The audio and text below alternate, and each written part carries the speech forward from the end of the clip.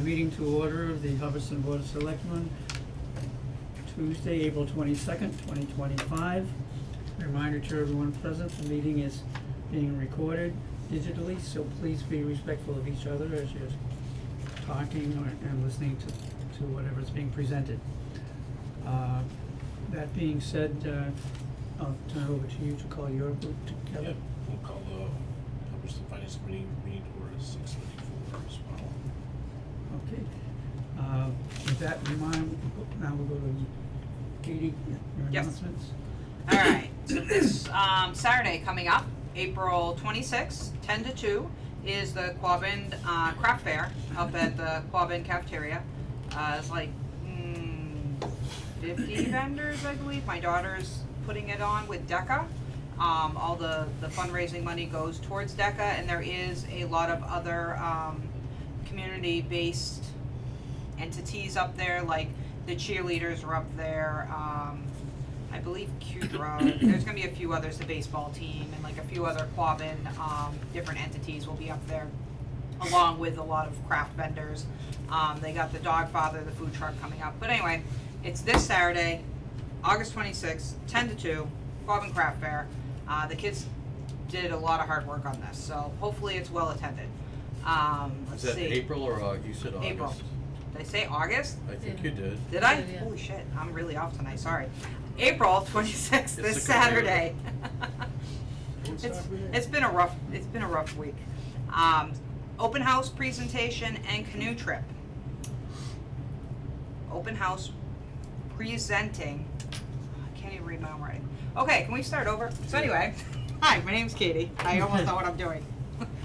This May 1st, there's going to be an open house at the first meeting house, we're calling it? Yeah. Okay, First Meeting House, also known as the Unitarian Church across the street.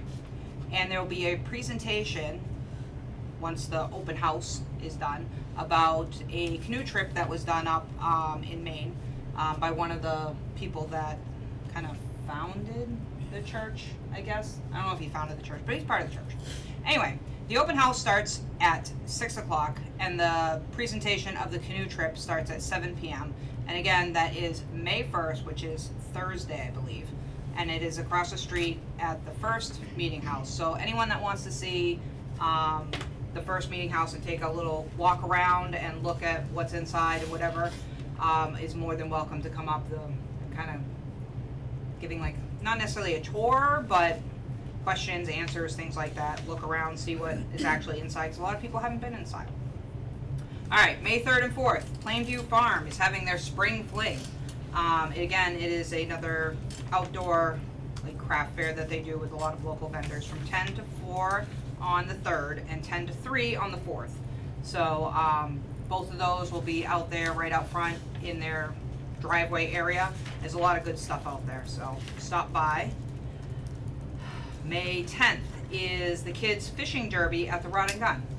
It's 8 to 11, and I know it's kids under 12. It may be kids under 14 because they have conflicting information. But anyway, it's kids are welcome to come and join. I'm going with kids under 12 just to be on the safe side, but that is May 10th at the Rod and Gun, 8 to 11. They have a little bit of rules, like certain things you can't use, but for the most part, they're, you know, it's a good thing to have the kids come down and encourage them to go I fishing. believe the answer is you can't use bobbers. Yeah, Very there's, important to know, Yes. especially little kids, you can't use a bobber. Make sure you bring it back up set up. that's what, there's some words on there that says what you can and cannot bring. You need to have to look change at the it whole before you setup. bring your kids down. Apparently Heather has a I didn't have a weight. It was not a good day. not a good day. So make sure you read what you can and can't bring down. Alright, on May 25th, the Rod and Gun is also having a chicken barbecue. It's $15. The food starts being served at 2 p.m., but they're also doing other things like cornhole and stuff like that, so it's gonna be like a day. But again, that's May 25th, and it's chicken barbecue at the Rod and Gun. Is that open to all ages or is it just adults? Oh, that's everybody, that's a whole different day. Yeah, I know. Yeah, okay, I that's was just no, looking that's at a the chicken audience. barbecue, Okay. that's a, yeah, anyone. Is that a pre-sign up or is that a go? I'm assuming it's a pre-sign up because they need to know how many chickens there are. That's usually how those things work. Can we use a bobber? Yes, at that one you can use a bobber, Chris. Have at it. Alright. It's going off the rails. Alright, the next day, 5/26, Monday, we're having Memorial Day Parade. It's 11 a.m. If you are marching in the parade, make sure you be at the rec field a little bit before 11, because they get mad at you if you show up at 11. Trust me, I know. I've done that. Don't do that. Show up a little bit beforehand. The parade goes down Main Street, and then there's a ceremony afterwards on the Common. It's a good event for, yeah, they have lots of stuff usually. They got cars and all kinds of stuff in the parade. So it's a good small little town event. Alright, on May 29th, the Historical Society is having Comet Pond Cottages and More. At the Williamsville Chapel, presentation is at 7 p.m. So if you want to find out about Comet Pond and its cottages and more, you can go up there. It's open to the public, and again, that's at the Williamsville Chapel on 5/29 at 7 p.m. Annual town meeting is 6/2 at 7 p.m. It is on a Monday this year, people. It's on a Monday? Threw me off completely, yes, because it's usually Tuesday. So it is on a Monday. 6/2 is a Monday, and it is at 7 p.m. Yep, you did it wrong. No, I'm just kidding.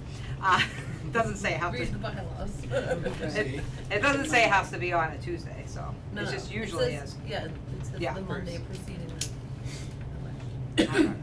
So, the town fair is on June 7th, 9 to 2 at the rec field.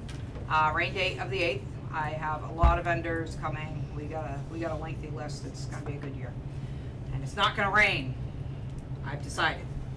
Alright, and then we have, for the last thing up, annual town elections on June 10th.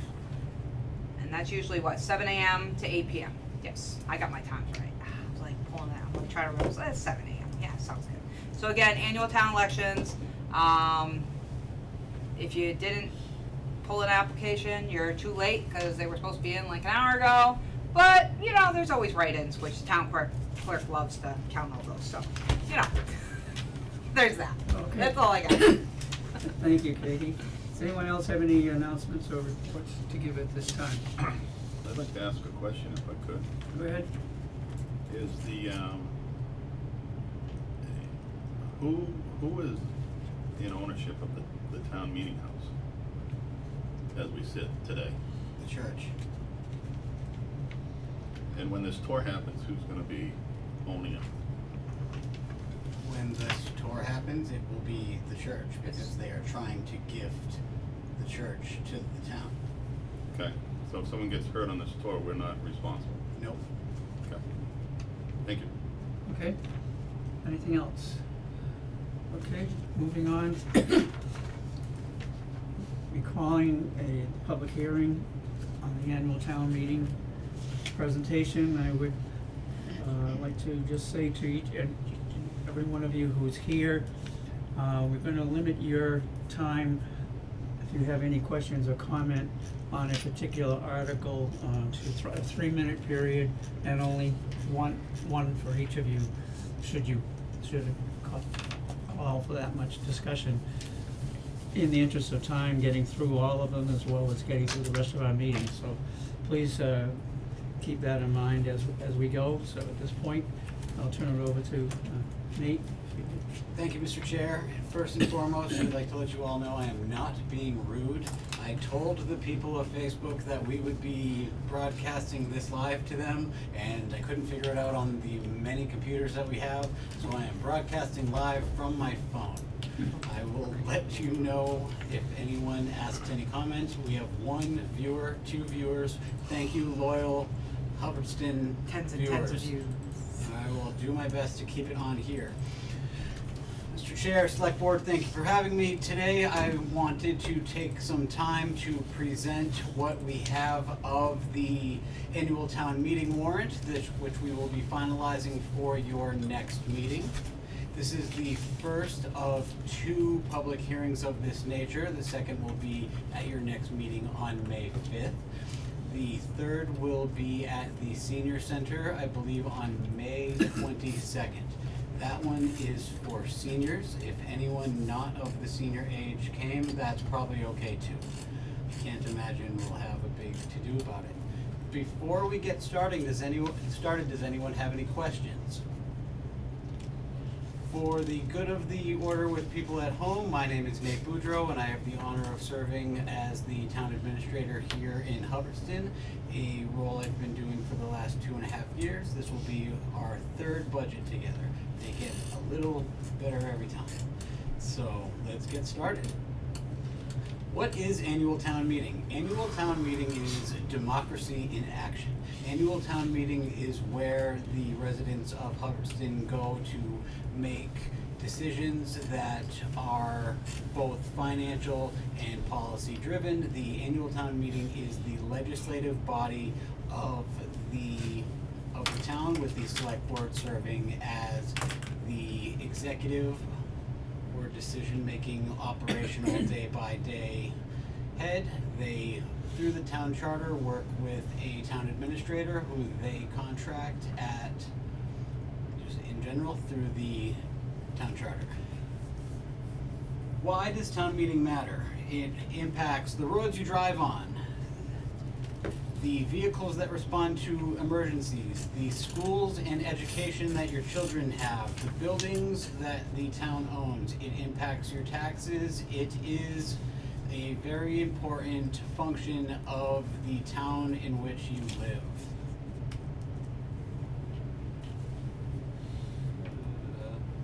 What you'll be voting on. So there are a variety of articles. At this point, it's 22. Tonight we will not be speaking or really diving into details on the first meeting house, as it will have its own meeting at a later time in May, and the 4 planning board articles that are being proposed. Those will also have public hearings hosted by the planning board, and should it be needed in the month of May and there is confusion or interest, we can hold a public hearing on those planning board items at a later time. However, they are lengthy and take a certain level of interest, and Mike Stoll is here, so there's our certain level of interest. And with that, that isn't what we will be discussing this evening. The hearing format and participation guides. I can pretty much skip this one unless people at home want to speak up via Facebook. If you do, please raise your hand or type a question and we will do our best to get back to you. Again, I apologize for the video from my cell phone. I'm just trying to honor what I told the town we would do via the internet earlier today. If it came to something we had to practice, we will take each set of articles up. I will be going through what the article is. At this time, it will be a relatively light review, as we did have a full review of the operating budget, and I am, and members of our team are available anytime during the day. You come stop by and we can talk about the budget until we're blue in the face. But this evening I want to give the members of the finance committee and the select board the opportunity to ask questions, and for those interested from home, the opportunity to do the same. But just so you know, if we were going that route, it was going to be 3 minutes each. Let somebody ask a question before you ask a second question. Those are the only rules. Thank you.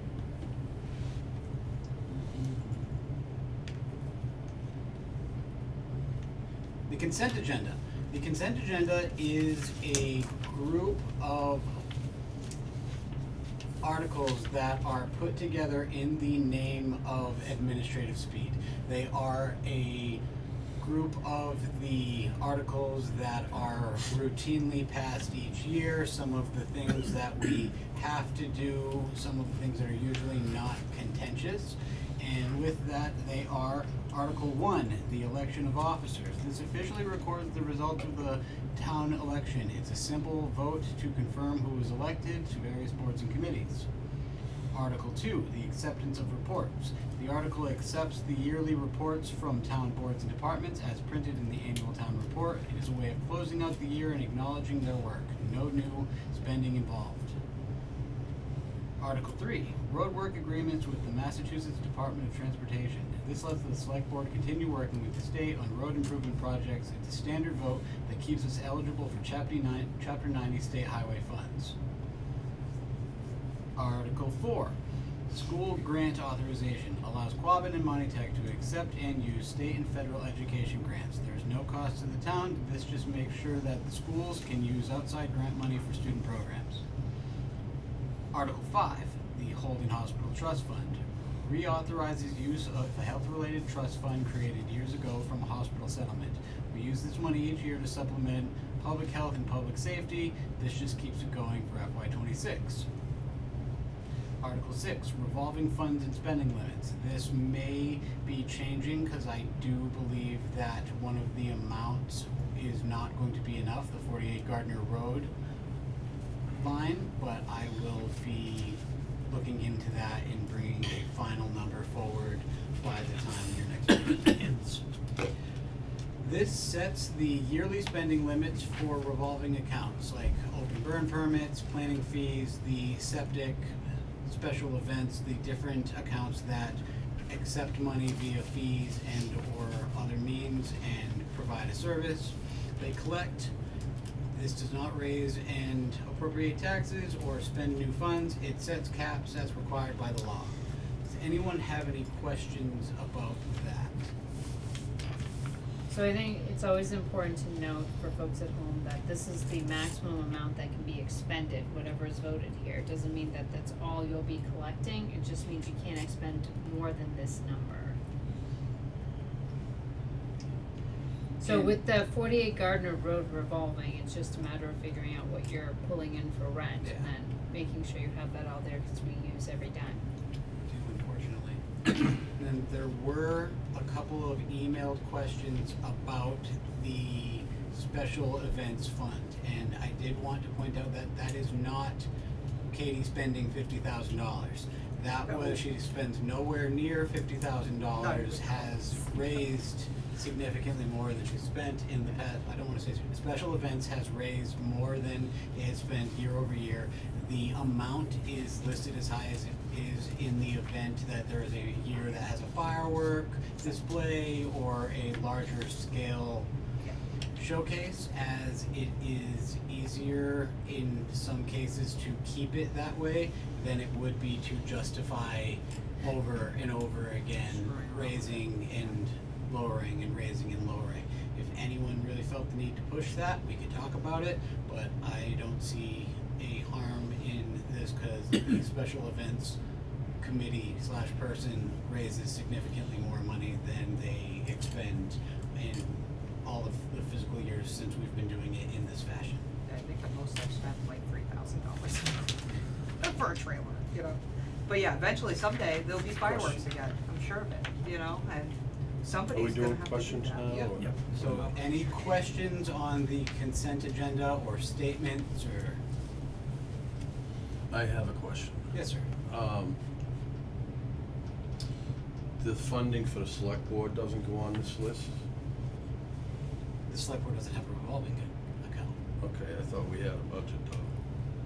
You do, it's in the budget. Well, it says department, board and committee or officer spending limit at the top. Yes, but this sets the yearly spending limits for revolving accounts. Okay. Licenses. Thank you. So these are special accounts, Okay. Peter, that Yep. were established through a town bylaw that we just recently amended last year to add 48 Gardner Road revolving. Okay. These go year to year, Yeah. they never end unless we vote to take them away. All right. And these are just funds, as Nate said, they have very specific purposes for each one of these lines of how they can collect the money, who can expend the money, and up to how much money next year they can spend. Thank you. So how do we collect the money?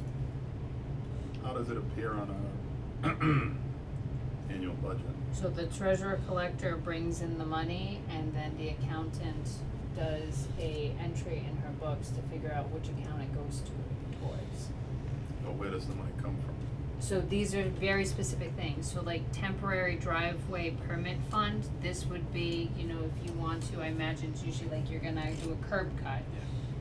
to add a new driveway, cause you have a new house you're building, you pull the permit through the DPW, pay the fee, it would go into this fund, and then I'm not So sure what's Chris, expended. let's say that we knew someone that recently got a driveway permit. Yeah, That's where the money comes from. For that specific line, driveway permit. If it is burning fees, it is the license for burning permits. If it is dog licensure, it is the licensing of our canine friends that Mel runs. so what's the totality, the total dollar amount in all these funds? Less than that? Probably more than that. No. So does Each. does each individual fund have enough to fulfill its spending limit for the year? Unlikely. But in the event we got, like this year, Chief Kuchar had a very large uptick in LTCs. That could happen to any license.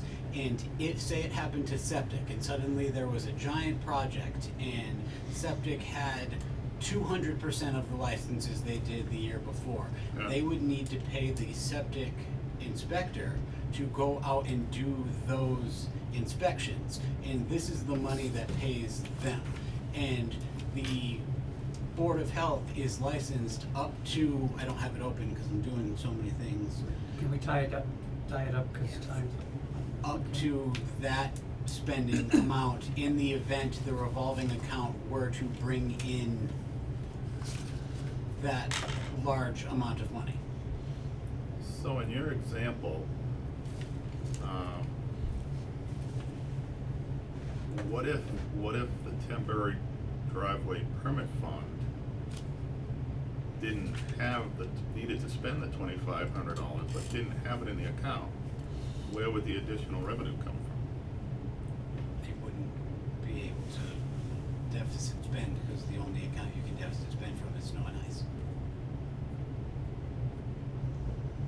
So if we have more than $2,500 worth of driveway permits we need in 2026, we can't issue them. Travis, have you ever spent much money on driveway permits?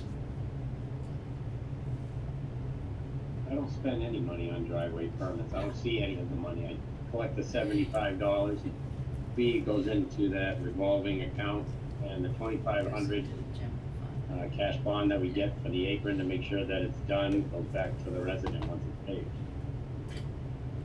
And that's the same with the temporary. The temporary, you get a $75 permit, and then you get a $300 bond, and then once the area is blocked off, you get the $300 back.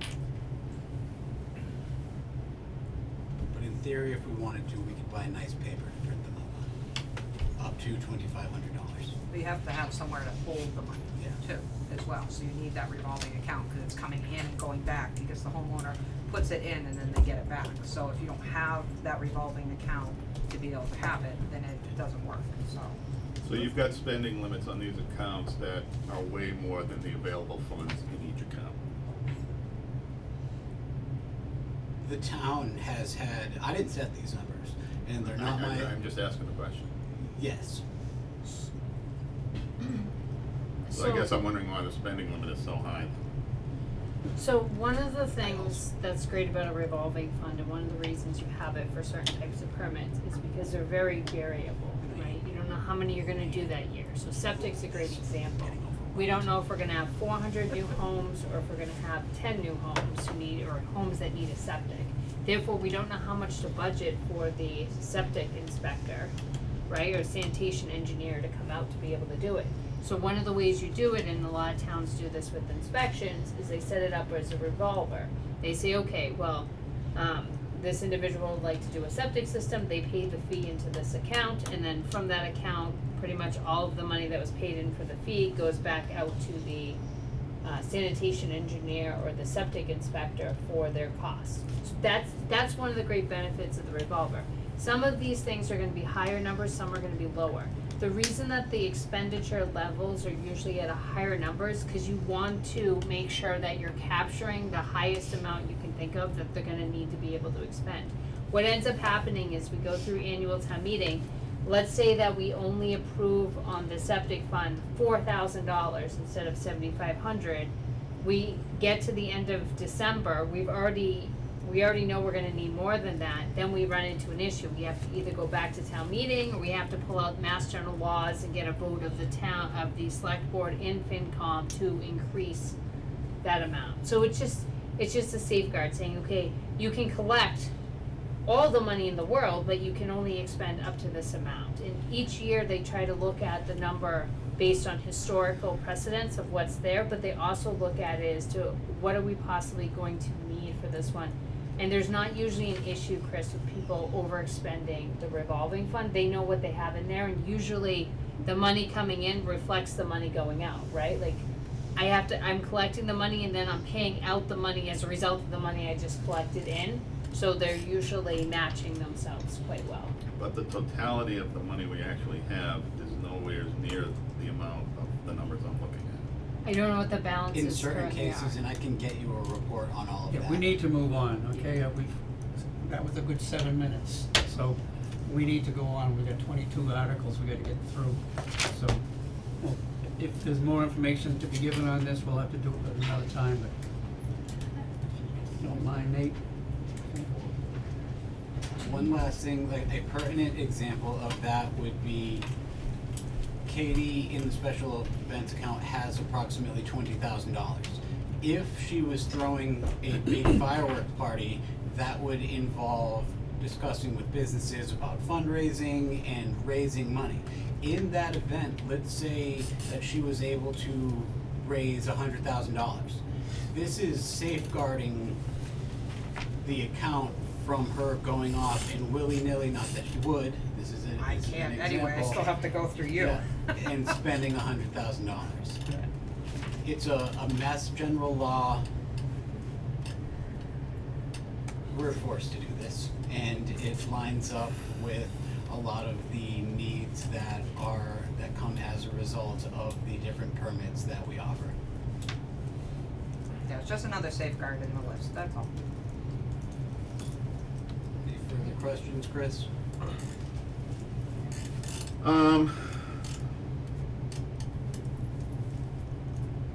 We need to move on. Yes, No, sir. I'm good.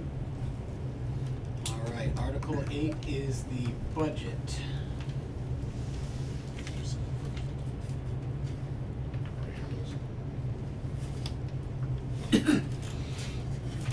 Oh yeah, prior year bills. This is a administrative item that unfortunately got caught up between the switching of executive assistants. It is $453.30 of utility bills. I have expressed my dissatisfaction with this, and it should not be happening again. Any questions? What article is that?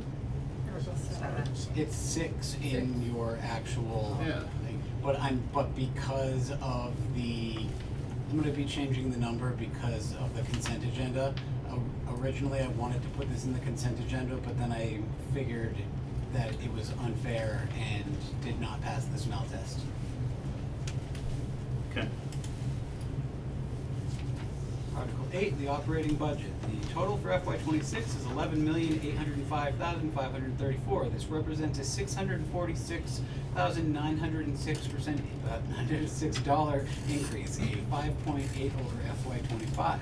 This is a balanced approach to service delivery and fiscal sustainability. No overrides, no stabilization funds drawn. This is a limited policy compliant use of free cash and one-time expenses. The one-time expenses that I am discussing here and proposing utilizing are about $65,000 that we ended up not needing as a result of us receiving the earmark in the FY '25 state budget, and $20,000 for the Hub Connect e-permitting project that we ended up receiving a grant for from the state. Both of those projects were previously approved at a previous town meeting, thus freeing up the money to be able to use with town meeting appropriation. Does anyone have any overarching budget questions, knowing that I'm about to dive into each subcategory and the school has its own budget, has its own article? Why is my Article 8 not talking about that? My article is talking about moving about $100,000 from free cash and repurposing $65,000 from a boiler. Yeah. Okay. 1 second. It says, to see if the town will vote to raise and appropriate from taxation, transfer from other available funds, utilize the sum of. You are correct, sir. I forgot the big number. Okay, so, help me understand what I'm looking at then.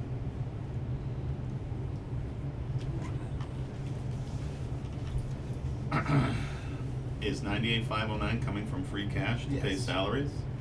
98,509 is being proposed to come from free cash to offset a variety of different things. One being the fire overnight stipend program. Hold on, let me open my actual budget. I'm done trying to have a PowerPoint presentation. Plus 65,000 from the boiler project, Plus 65,000 from the boiler project. for a total of about 162. So had we not had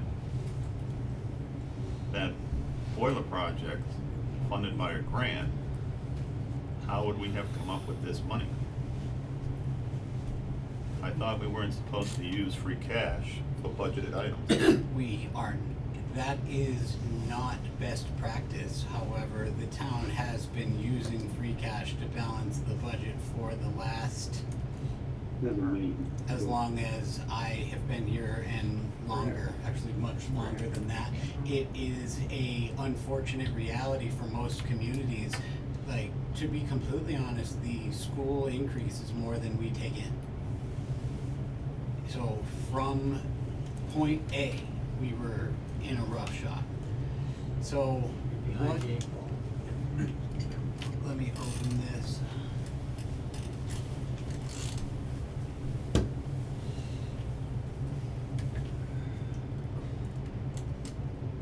Give me 1 second. I think with the way this is going, the PowerPoint isn't useful, and putting the big warrant up on the TV is going to be Probably more useful. Going to be more useful, and will allow me to talk instead of.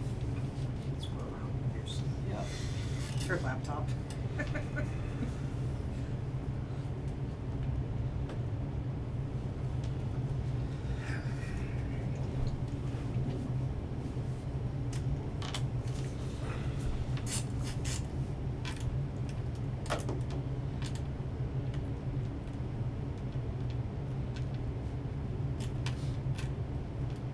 On TV, it looks like you're looking into your phone. Yeah. Staring into her phone. Need like one of those little stands, so that way you just like set it and just kind of turn it to whoever's talking. And it's gonna go now. He's strong. Yeah. Almost there.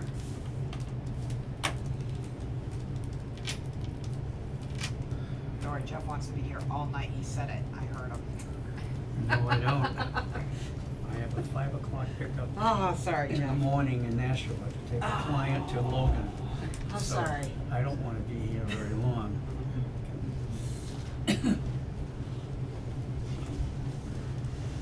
So I do, in my budget breakdown, I do have a chart.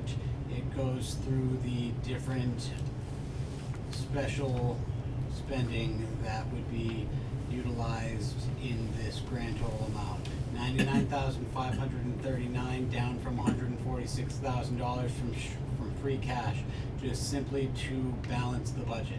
That is, in theory and in writing, being used for one-time funds such as one-time fixes to facilities, one-time fixes to vehicles, but in reality, it is very difficult to say this will be used to put tires on trucks, and it's a bridge. It is a $100,000 bridge gap, and it is unfortunate. We are by no means the only community utilizing a percentage of free cash in our operating budget. It is my intent to, over time, as was discussed in the financial planning documents from earlier this year, to whittle away at our use of free cash. And that was the intent in doing the drop this year. It is very fortunate that we were able to utilize grant funding to take some of the burden off of free cash, because it will aid us in both looking better on an accounting front and putting some additional free cash away to balance out the use of $150,000 last year. But it also, as Chris pointed out, $160-something thousand is not lower than $146,000.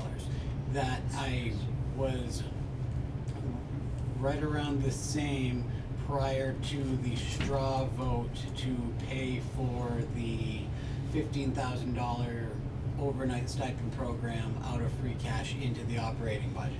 That was a decision made that utilized free cash right there on, that was a decision made a couple weeks ago.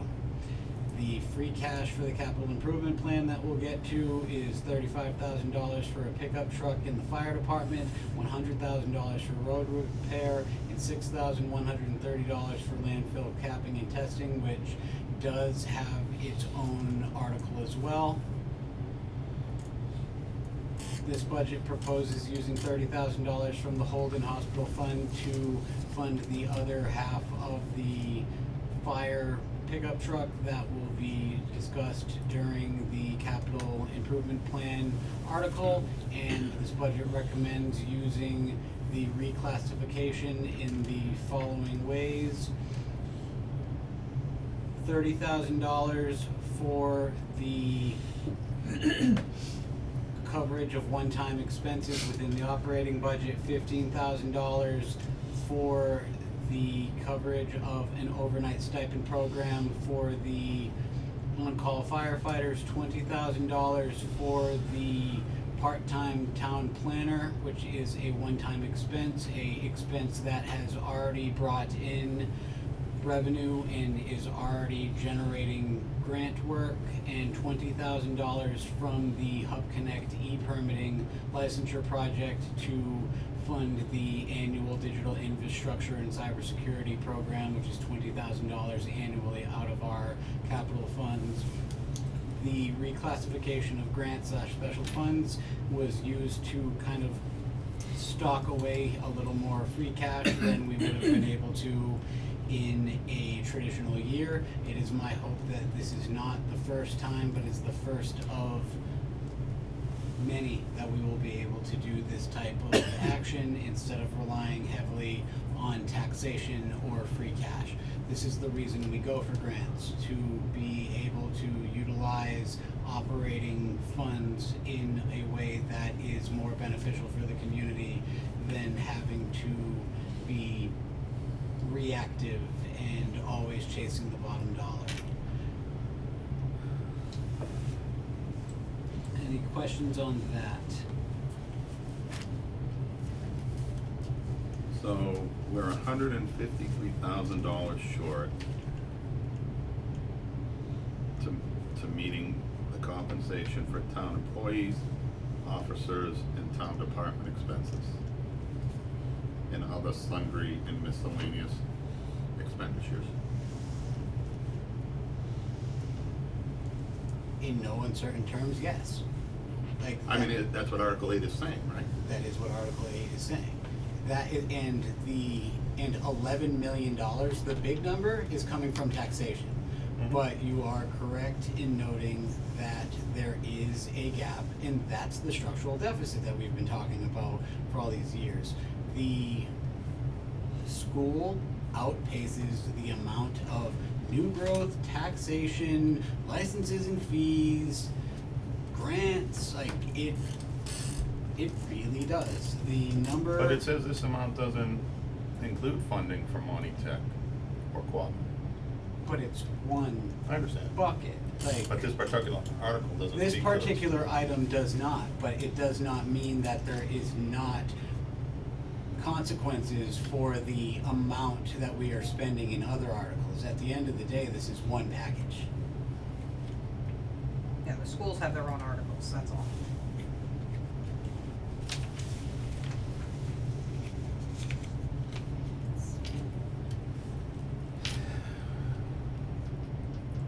I guess we're lucky we got a grant. That's what I was hoping this whole conversation was about. I got the brains. Just move on. Oh my Thank Peter God. Durant for that.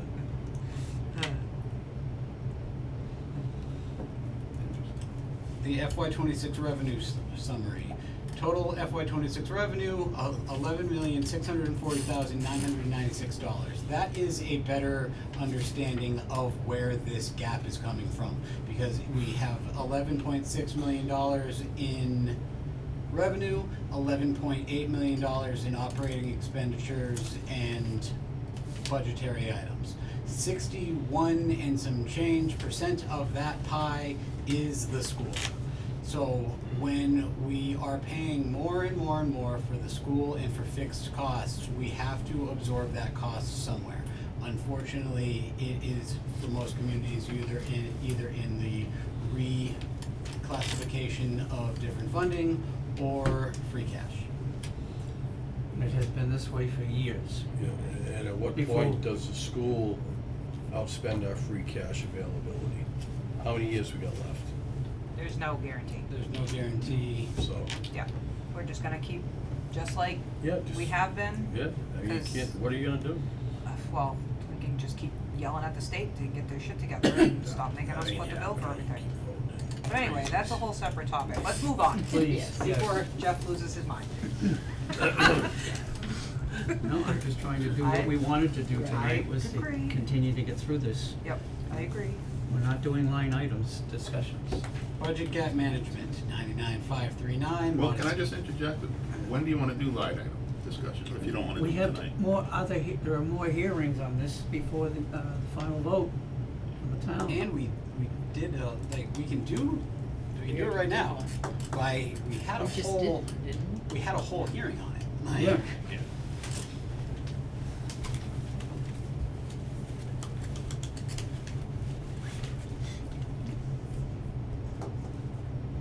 This is the result of the hearing. Did you have a specific question on one KP, or you just were looking for a? No, I broader guess review? people wanna leave here, so, you know, they're looking to ask questions I wanna ask.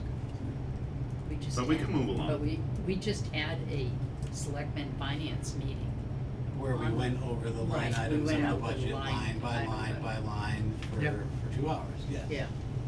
But I think if KP has some questions about it, before we get to the, I mean, we don't wanna get to the stage where this is absolutely final and then there's more questions and everyone's not in support of it. Yeah, I think we just came up with a couple issues, didn't we?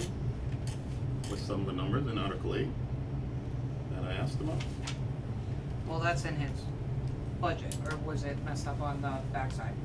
It wasn't, it's not messed Yeah, up okay, on that's what, anything. I'm not saying it is. I can't see my damn computer. So 'cause it's it big seems folder. like that might have been a typo, right, where the math needs to Article be 8 corrected. is funding the whole 11,800,000 and some odd $1,000. 11.6 of it is coming from taxation, whether it be residential taxation, the state, or like the three different groupings of money as outlined in the pie chart. The $90,000 from free cash is less than 1% of the budget. I agree that that is still not great, but it is better than having to cut $100,000 from police services, That's not doable. from road management. Right. We're damned if we do, damned if we don't, Chris. Like, so that's the unfortunate part, and I understand. this cannot go without town meeting action. This is a proposal that can be changed, that can be altered, like, that's a synonym for change, like, and we can go through this whole deal. I'm willing to sit down and have a budget by budget line. I know the chair does have to leave. If he wanted to provide chairmanship or chairpersonship to Katie, we can sit here all night and go line item. No, I don't wanna sit here all night No. either. We've done this. I'll sit here all night.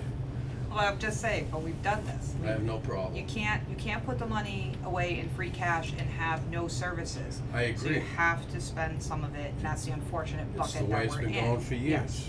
You have to dip into free cash. Yes. And until the free cash is gone, we'll worry about it then. Well, we haven't got anywhere near that, so, at least recently. Do you have other specific questions? Or No, is no, that- not Article 8. Okay. The FY '26 revenue summary, base tax levy, $8,770,192. That is your property taxes. That's 75.3% of the total amount of monies. Proposition 2.5, that's the legal amount that the community is allowed to raise taxes, $219,255. New growth is $125,000 in this budget. In reality, it's more like $140,000, but our past practice has been to use 90% of the budgeted funding to remain conservative, and that is the goal. State aid, $741,587, as outlined in House Budget 1, the governor's budget. There has, literally on Friday, the House budget dropped. So this does not have that number in it, but it's fine. The local receipts are all of our, Not like, no, keep going. the local receipts are all of our local receipts. That's our licenses, our fees, excise tax. Debt exclusion is $82,377 that the taxpayers voted to debt exclude for the school roof, and free cash for one-time expenses of $99,539. All of this is outlined in painstaking detail on the revenue page of the budget book. Yay. Good job. Any further questions? And on budget.hubbardstonma.gov, which is a interactive budget portal where we have a whole boatload of information, including a free cash projection, a financial review of the last 15 years and forward to the next 10, the budgets from different years, the budget from this year, and tables comparing the town of Hubbardston to relative comparable communities, both regionally and size and population data wise. All of that took a very long time to make, so I would really appreciate it if both members of the elected bodies and those sitting at home took the time to review ahead of our meetings and ahead of our upcoming discussions. Any questions on revenue? What's that address? Budget.gov, you said? Budget.hubbardstonma.gov.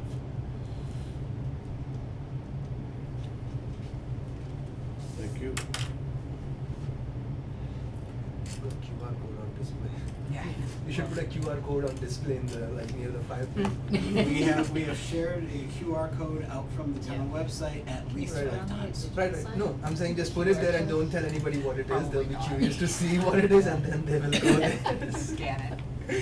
You- General government is up by 6.4%. This was a difference of $10,000 for in-person accounting services, which is a proposal that will be presented to you at your May 5th meeting. It is not, unfortunately, in-person there every day for 20 hours, but it strikes a nice balance.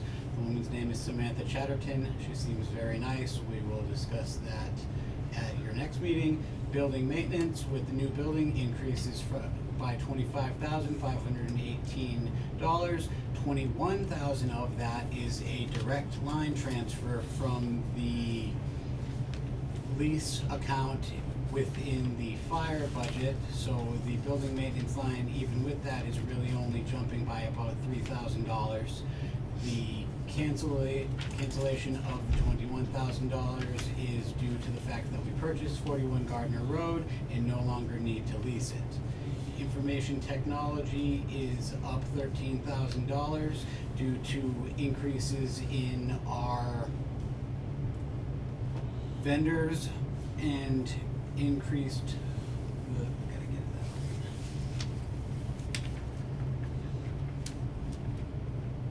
increase across the board. Staffing adjustments is a modest 2% increase, and strategic reinvestments of physical infrastructure and financial oversight. Any questions about general government or statements? This is the town administrator, the town clerk, the select board, assessing, accountant, and that's about it.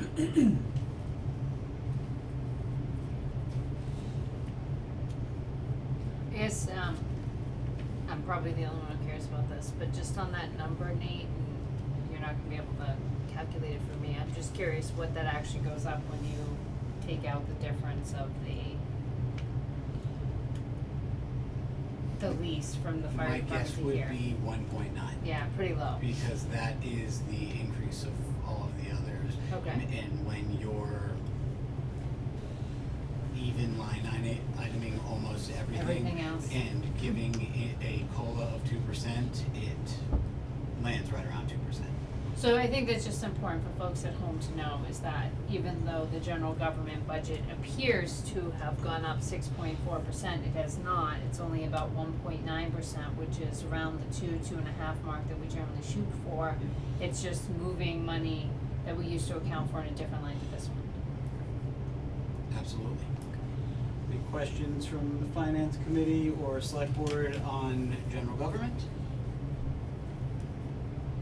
Public safety, it's 13.6% of the budget. It is a $1,602,584 portion of the budget. The police department at a 1.5% increase. That is a proposed increase for the chief, a proposed increase based on the contract for the police union, and a $8,000 increase in the monies needed to run the year by year of the body worn camera program.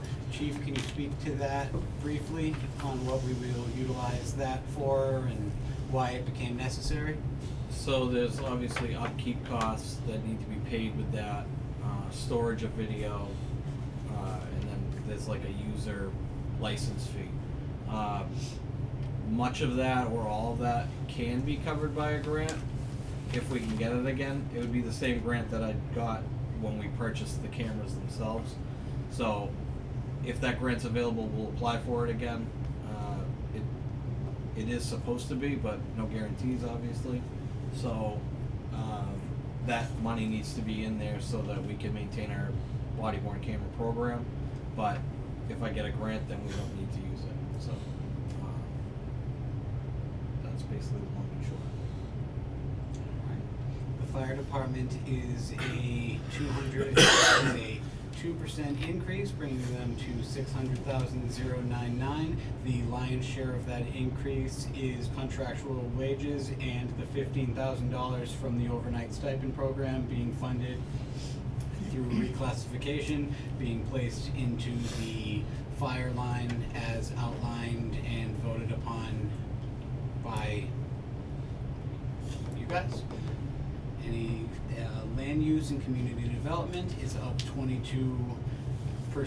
That is almost entirely the $20,000 increase that is I am proposing funding through reclassification. The town planner has, in a very short period of time, helped us modernize our land use and community development practices, partnered with the administrative services coordinator, which in 6 months, which I think is your 6th month today, right? 6 months today. Also, I would like to congratulate Town Clerk Melody Green for her 1 year today. So we're keeping it. We're keeping people, yay! Step one. I know, step one, hold on. Again, to Heather's point, if you take out that one-time funding, is approximately a 2% increase, much similar to all of the other budgets. Dispatch services is a 1.1% increase. Animal control is a contractual 3% increase. Emergency management is level funded. The tree warden is level funded. Any questions on public safety?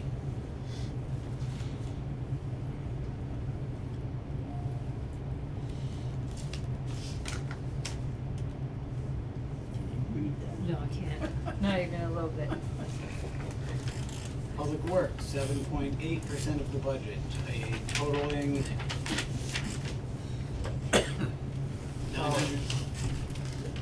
I can't.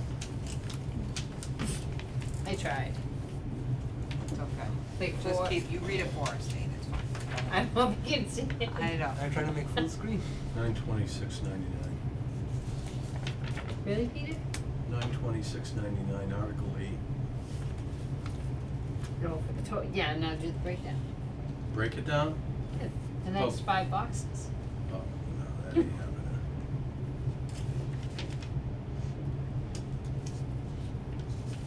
Well, I'm seeing if I can Oh, that's breakdown.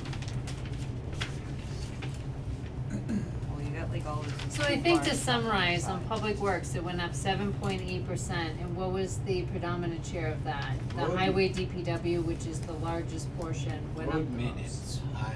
Travis was funded significantly higher, approximately $12,000 higher in previous years than he had been the last few, than the DPW had been the past few years. It is something that in my proposals I am trying to fix. What did you do? Broke it. Didn't break anything. Pretty. Move.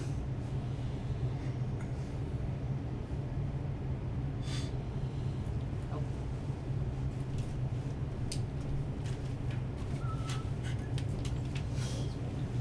I just have to figure out how to make it big. Okay. I can read one That's it? But it looks like the only two that actually went up were the highway DPW and then the road materials and training. Everything else was 0. Yeah. So it just impacts the percentage a lot higher when you put all those pieces together, and the other one's a little. Plus, they're fully staffed now too, so. Which is That's the best I can do.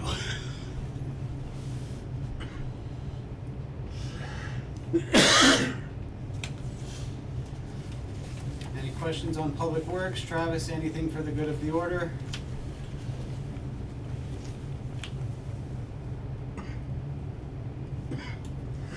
Did we lose Travis? I just, Took it out. was trying to get my road maintenance back to where it was. Be nice. It's hard this year. I'm already in the red on some line items on my budget, which I break down and, make sure I'm good for the year, so every little bit helps. So the 7.3% is coming from what? 2 categories? 7.8. 7.8%? It's mostly, it looks like it's mostly just all highway DPW. That key investments was just the breakdown piece of it. But there's no change to snow and ice, street lighting, or cemetery maintenance. And it looks like the highway DPW side went up, was it 2-point-something%? I can't, I'm trying, Nate. Yeah. My best efforts. And what Right are, there. Can you read that? There you go. No, that's fixed costs. Oh. Yeah, I can, but it's the wrong Alright. slide. What we're talking about. Which, Go back one. It's the tiny one. oh, the one right before this one. That's what they want, that one.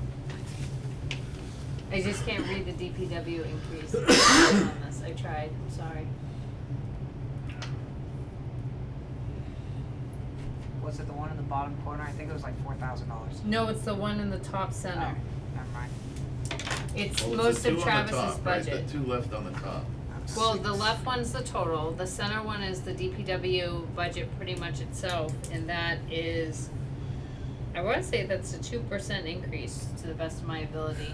It is. Looks like plus 3 point something, 6, 7, 9, 9, 9. Everybody get out their magnifying glasses. So what's the totality? I thought it was like 7.4 total increase or something. 7.8%, but that includes, 7.4% of the budget. yeah, that includes the DPW, snow and ice, street lighting and cemetery maintenance. And the only one that went Yep, up was, Just the DPW side. You're right, it's 2%. 2%, It's it only went by 2%. Yeah, the Yeah. whole budget went Where are you going? You're like 6, way 7, 9, 9, high. 9. It's going to the end. Okay. Alright, Can't so go I back? misread that earlier, that's 7.8% of the whole pie. I thought we were still trying to get to Article 9. We are, we're like now 26, 27, 932. It's good stuff. What are we on now? Summary, we're Oh, done. we moved? We're Yeah, done. we're done. That's it, we're done. Go home. Technology is fun, isn't it? I hate technology now. I know. I thought you were a technology geek. He is. I am, but Well, Until then it doesn't work. You better go What's home and get happening? some What's the rest. problem?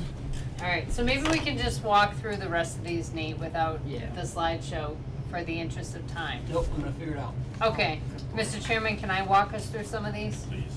Please, please do. I don't know, Alright. can you? I'm gonna do my best. So it looks like fixed costs and assessments, which contributes as 8.5% of the total budget for the whole town.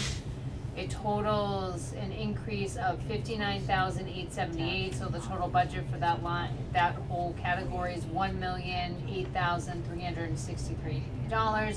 It includes, you know, some of the bigger contributors here. Retirement contributions went up 7.3%, 480, I assume that's the increase of 480,000, or no, that is the amount. Oh, I guess I can't walk us through this. Use your Yeah. phone. What do you know, Zoom Seth? in. You're gonna give yourself a headache.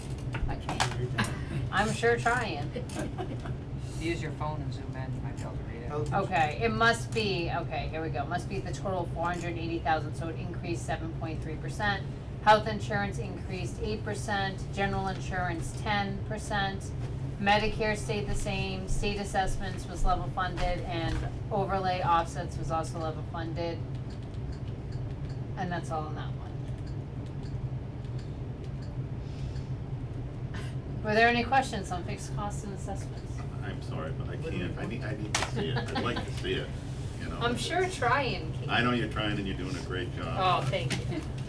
You know, I think it's important that we all see it.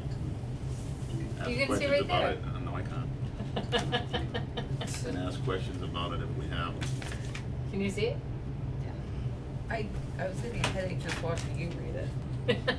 I can see it. But That's a monkey. That's a monkey, yeah, Alright. that is, good stuff. I think that's a little.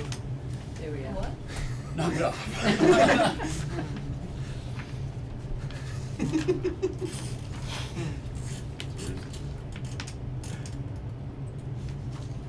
I mean, have you seen it outside, monkey?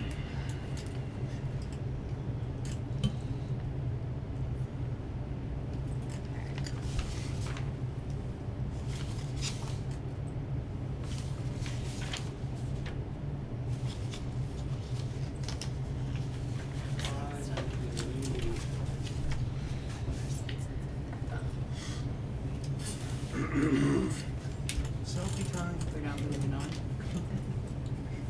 We're still working on it, apparently.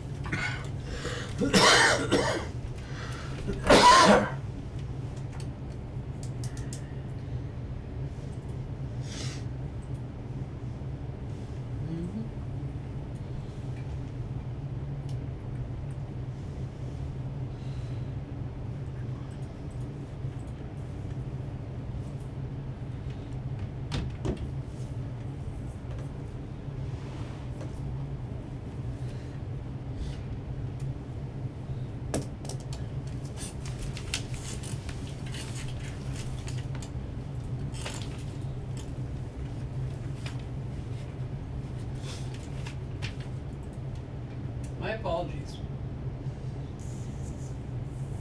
I don't think you control the internet, so.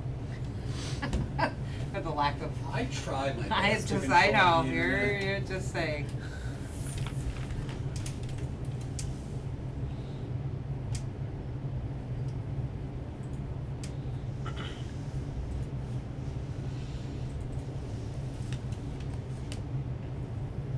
Jeff, would you like to take a nap?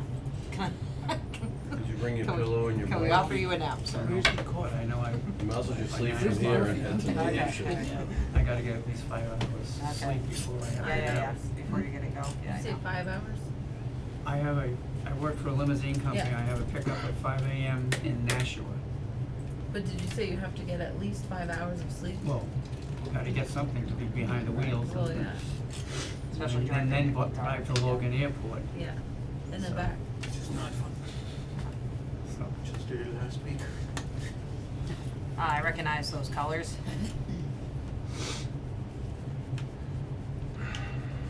The color charts of fun, where they're all the same color. All this is because we're offline, right? Like, Nate, I know you're colorblind, I but don't know. let me help you with that next time, somebody. I think, yeah. The I highway think department There we DPW go. budget increases by $12,093 There you go. plus 2%, totaling $678,000.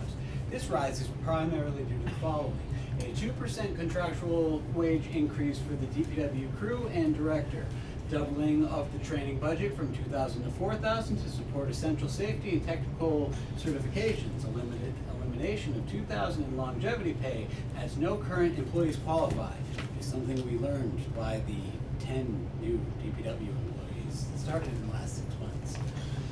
Most operational lines are held level. Notable examples include road materials with a modest increase of $4,275, now at $61,275, to support ongoing road patching and resurfacing. Let's be completely honest here, it was $72,000 5 years ago.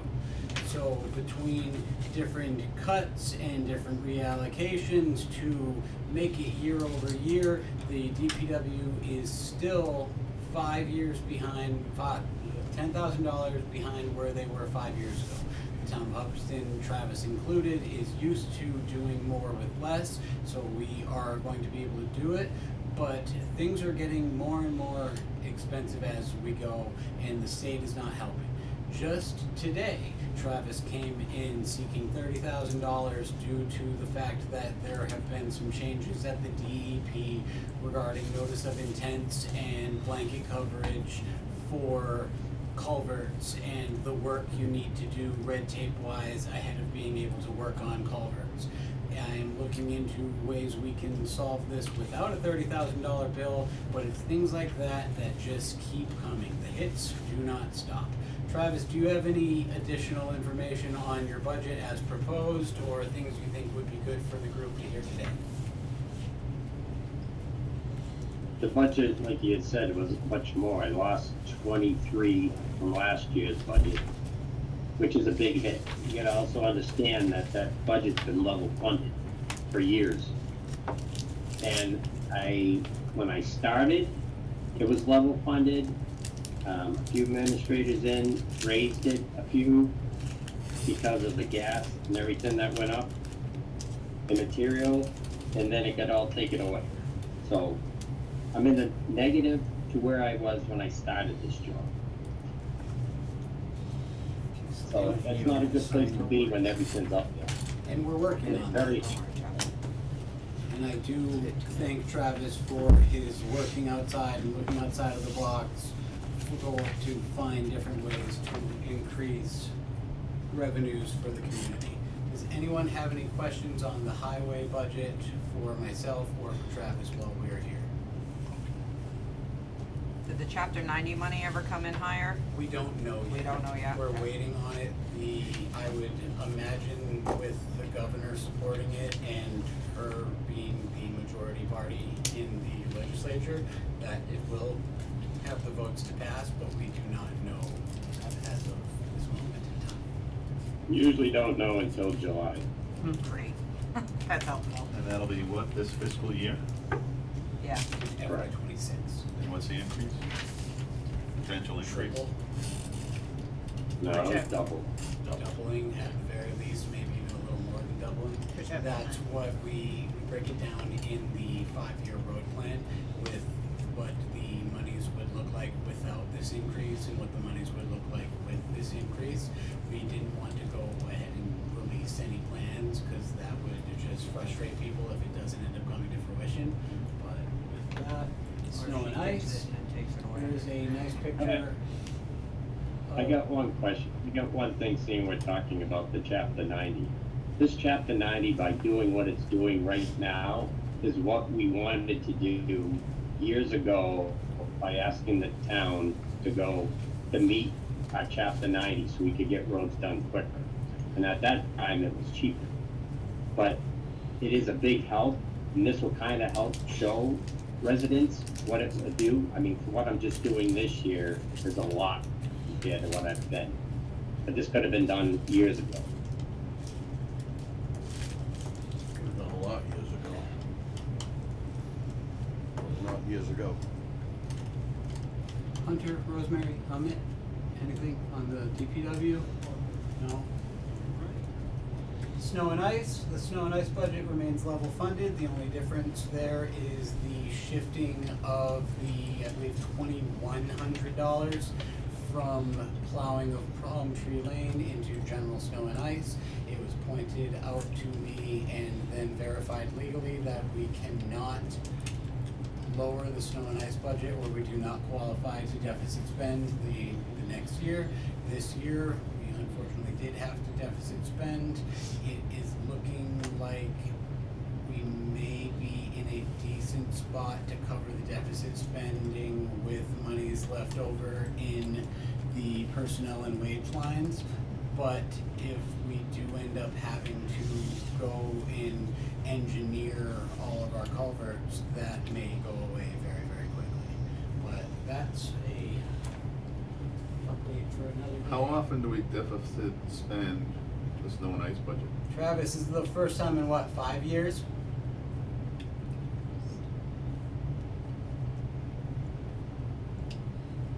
It's been a while. Travis. Travis, you there? Sorry again. Sorry, I have to put the mic on. When COVID hit, it was 20,000 more because everything went up. I can just tell you that salt alone was at 64 a ton, and it went up to 90 a ton. So from there, we've only been, the years after that, 30,000 each year, including, and then a little less this year. So. So we with- deficit spend each year? No. We haven't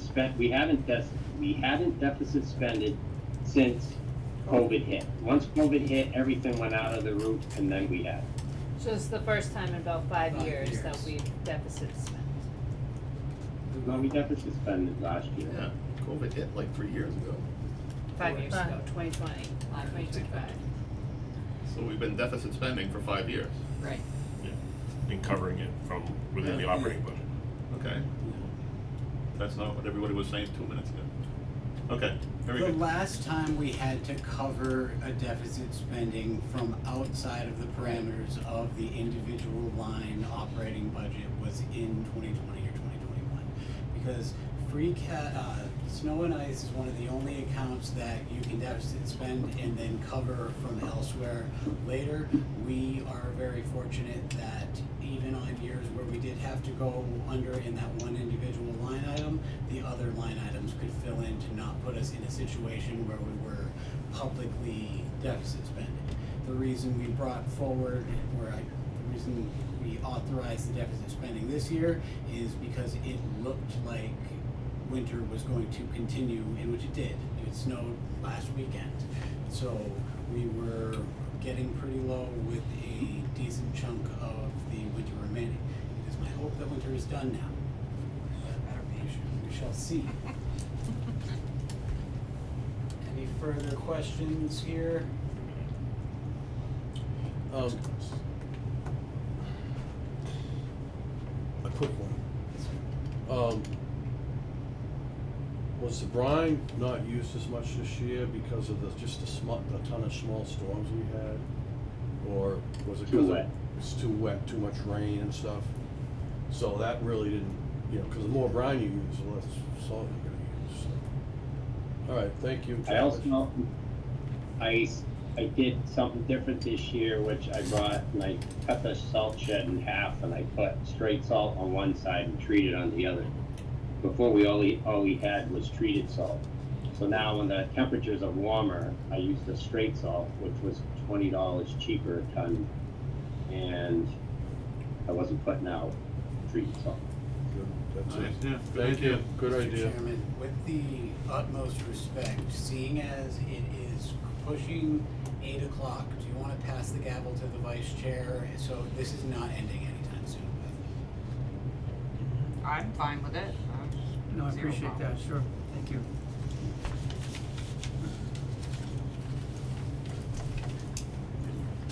Madam I Chair, got can we these. do a 2-minute recess so that he doesn't have to be You watched need by to- everybody while. Yeah, let's take a 2-minute recess, everyone. Happy sleeping. Hmm? Happy sleeping. Yeah. It's a concept I don't understand, but enjoy. You will someday, and then you won't. Just only brief moments. Yeah, someday.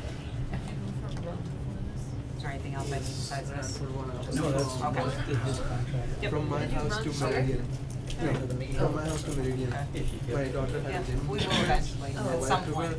So yeah, I was like, oh, to drive, I'll just run there. So you ran from your house to there? Yeah, Two get minutes, some yeah. sleep and safe driving. Not much, I think. See you at 4 night. miles. Yeah, Meridian is on that Gardner Templeton Road. Thank you all. Happy Where the travels. Rotaries It's went. on West Have a Broadway. safe ride. I'm sorry? It's on West Don't get your Broadway. stuff. I live, I don't know. Near, what it is. Thanks, Nate. what is it, Polish American Club? You know Okay, that? I know where that is. Yeah, so right opposite the Okay. Polish American Club, yeah. Wow, You seem to good have for lost you. weight, Dave. Thank you. You seem to have lost weight. oh, I haven't heard that. Oh, Yeah. Yeah. Oh, yeah, definitely. all right, we ready, people? Or everybody's, no, I lost my son. That's okay, let's start with that. And at this point, I apologize for any thought before. I'm willing to stay here until midnight, diving into every line item. Me If- too. If that's Me the, too. if that's the interest of the street lighting, we pay $6,000. It has stayed $6,000 for several years. Travis says that it is not going to stay $6,000 anymore, but I like $6,000. Travis, can you talk about the street lighting program just a little bit?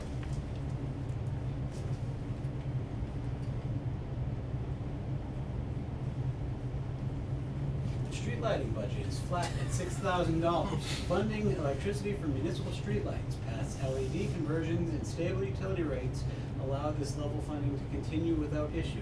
Cemetery maintenance, a small budget of $1,300 for cemetery supplies remains unchanged. Anything about public works as a whole? Going once, going twice. Alright. Travis, you can turn off your mic now. You don't have to talk for about 10 articles. Human Services is the Senior Center and Veteran Services. The only difference here in the whole budget is a 13% increase. It's high 12s, like 12.9 increase for the director. The director has been working significantly over her hours and is outside of the scope of regional pay discrepancies, and it is a very easy task to give her the additional money that she needs and deserves if possible. Claudia works outside the scope of her job doing senior work and helping the community. She received an award for such work just last year. It is my honor to be able to work with her, and everything else is level funded in that. And you got questions about the senior center? The fact that on such a limited budget, the senior center operates as well as they do is astonishing. Veteran Services is level funded with the exception of the COLA for the Veteran Service Officer, something I am looking to have a conversation on in ways we can increase our services to the veterans community. That is likely something I am going to ask to be tabled this evening, as the budget conversation is going to rule the evening, but it is a conversation I do look forward to having at an upcoming meeting, should you allow my tabling of the item as presented this evening.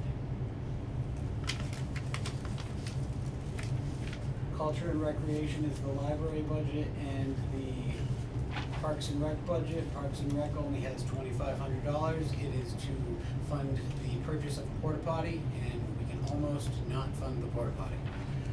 But with that being said, Jessie and her team are looking to have a great summer this year. They're looking at ways to fundraise. They're looking at ways to have additional events. It was a breath of fresh air to attend the Parks Commission meeting a few weeks ago and hear some of the ideas. Hunter, do you have anything that you can add about what's going on with the Parks Commission at this time? That we're planning to have a summer concert sometime in August.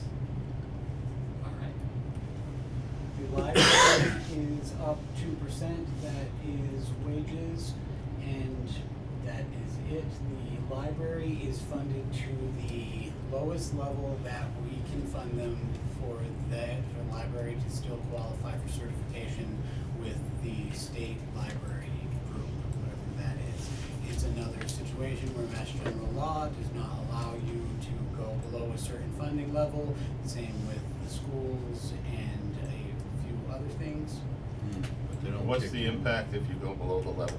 Can't borrow books from any other library in the You state. can't borrow books, you can't borrow money, you can't Right. receive certain grants that we can receive. There's like, I am in awe at some of the rules that libraries have to follow in order to receive certain funding.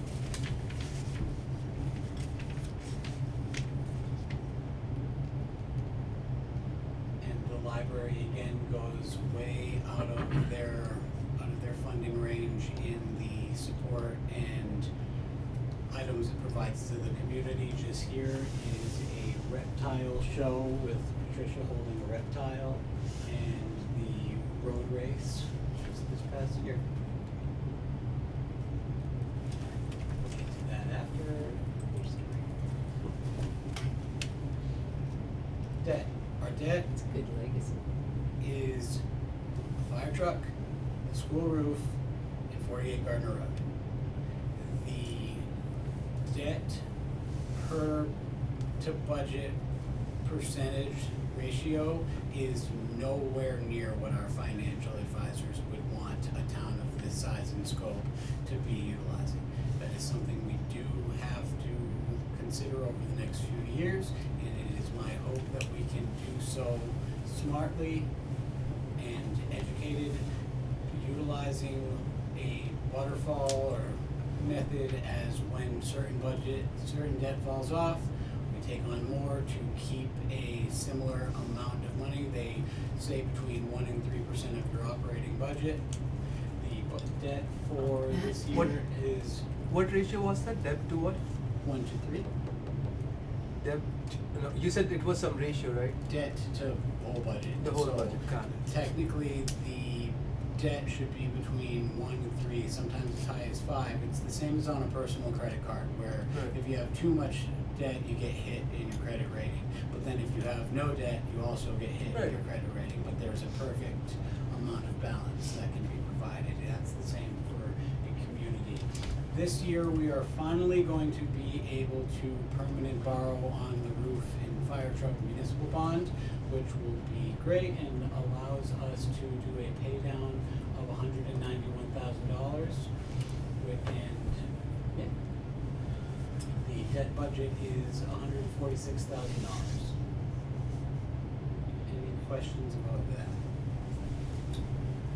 How much debt is left on that fire truck? I'd have to get you that number. Okay, that's, all right.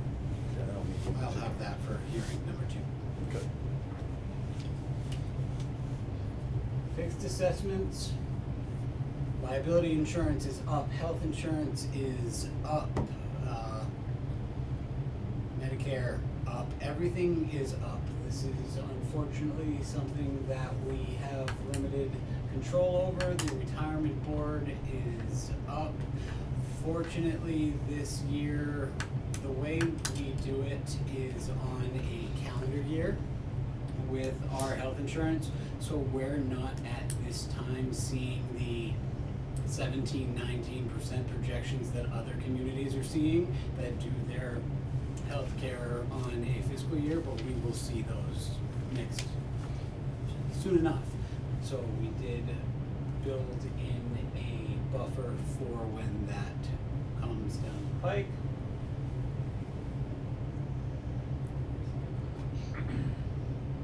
Any questions on any of this? No,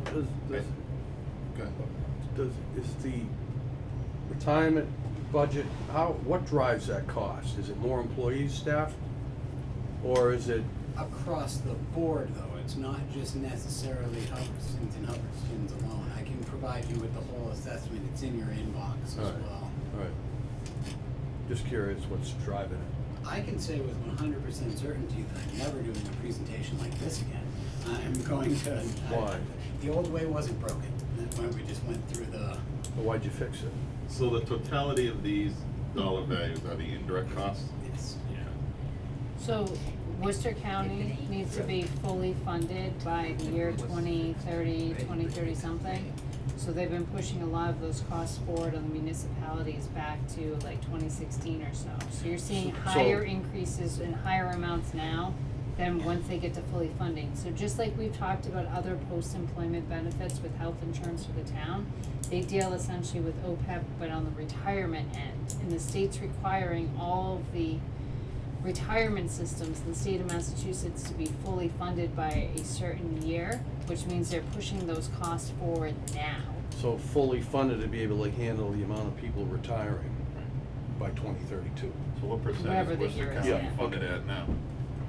I think it's probably in one of the reports, but that's what's been driving a lot of the costs. Also, they do an audit every 2 years and they're looking back at prior years and salaries and so Yeah, forth. because it just, you know, 'cause certain people are locked in to pay a certain rate, right? Everybody pays a different rate. It goes by your start date, Yeah, so. that's part of the contribution. Correct. So every town is seeing So hikes. when's the expectation to be fully funded? It's 2030 something, I don't have the date off the top of my head, sorry. We can find it out. I don't know.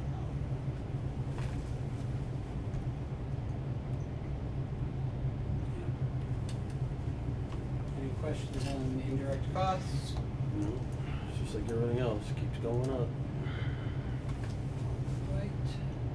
Fuel is going down. Tequila? Fuel. Oh, I thought you said tequila. Well, Well, If yes. it's tequila, then you save on the fuel. Tariffs. Start using tequila in the gas station. yeah.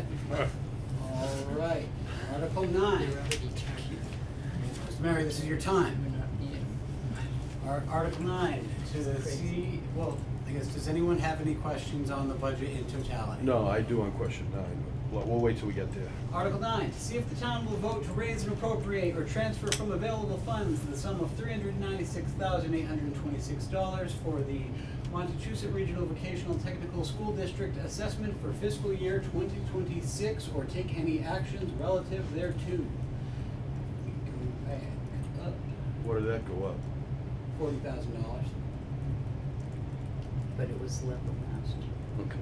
It wasn't level last year, it went down Went down. $90,000 last Okay. year. And is that an actual number? Is that a confident number? That's a confident number. That's part of our assessment, which is in your public folder. All driven by student population. Hey, what's our student population, 7? Or they only accept 7 new people every year, is that what I read? Yeah, 15? on average. 15 people? Is it 15? No, it's like 7. And then you go into a lottery. Right. Oh, right. And then they can take more. They can, Yeah. depending if you're up high Right. in the list. If nobody from Hubbardston. Monty Tech's assessment increase is $39,688 or 11%. driven by enrollment growth and the use of operational costs. I believe it's 4 students.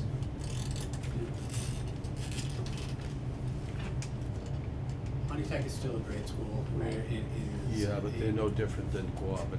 No, they're better than Quabbin, because they only charge us the state minimum Oh, they per do? student, no extra. Oh, really? Yes. Oh, okay. I Theirs didn't know broke that. down to more before, per student than They, Quabbin did. yeah, all tech schools cost more per student Okay, to extend so it's that. still But right now, we pay above and beyond the state minimum for Quabbin. Oh, I'm not It's just- arguing that. Yeah, I can so. tell you exactly how much it is. Yeah, it's not. Backing to the last question, according to PERIC, the Public Employee Retirement Administration Commission, it looks like Worcester County was funded at about 50% in 2022. 50%? That's not good. So 2040, they have to be fully funded by. By 2040. Huh. Sorry to derail. Any questions How long about? did it take to get to the 50%?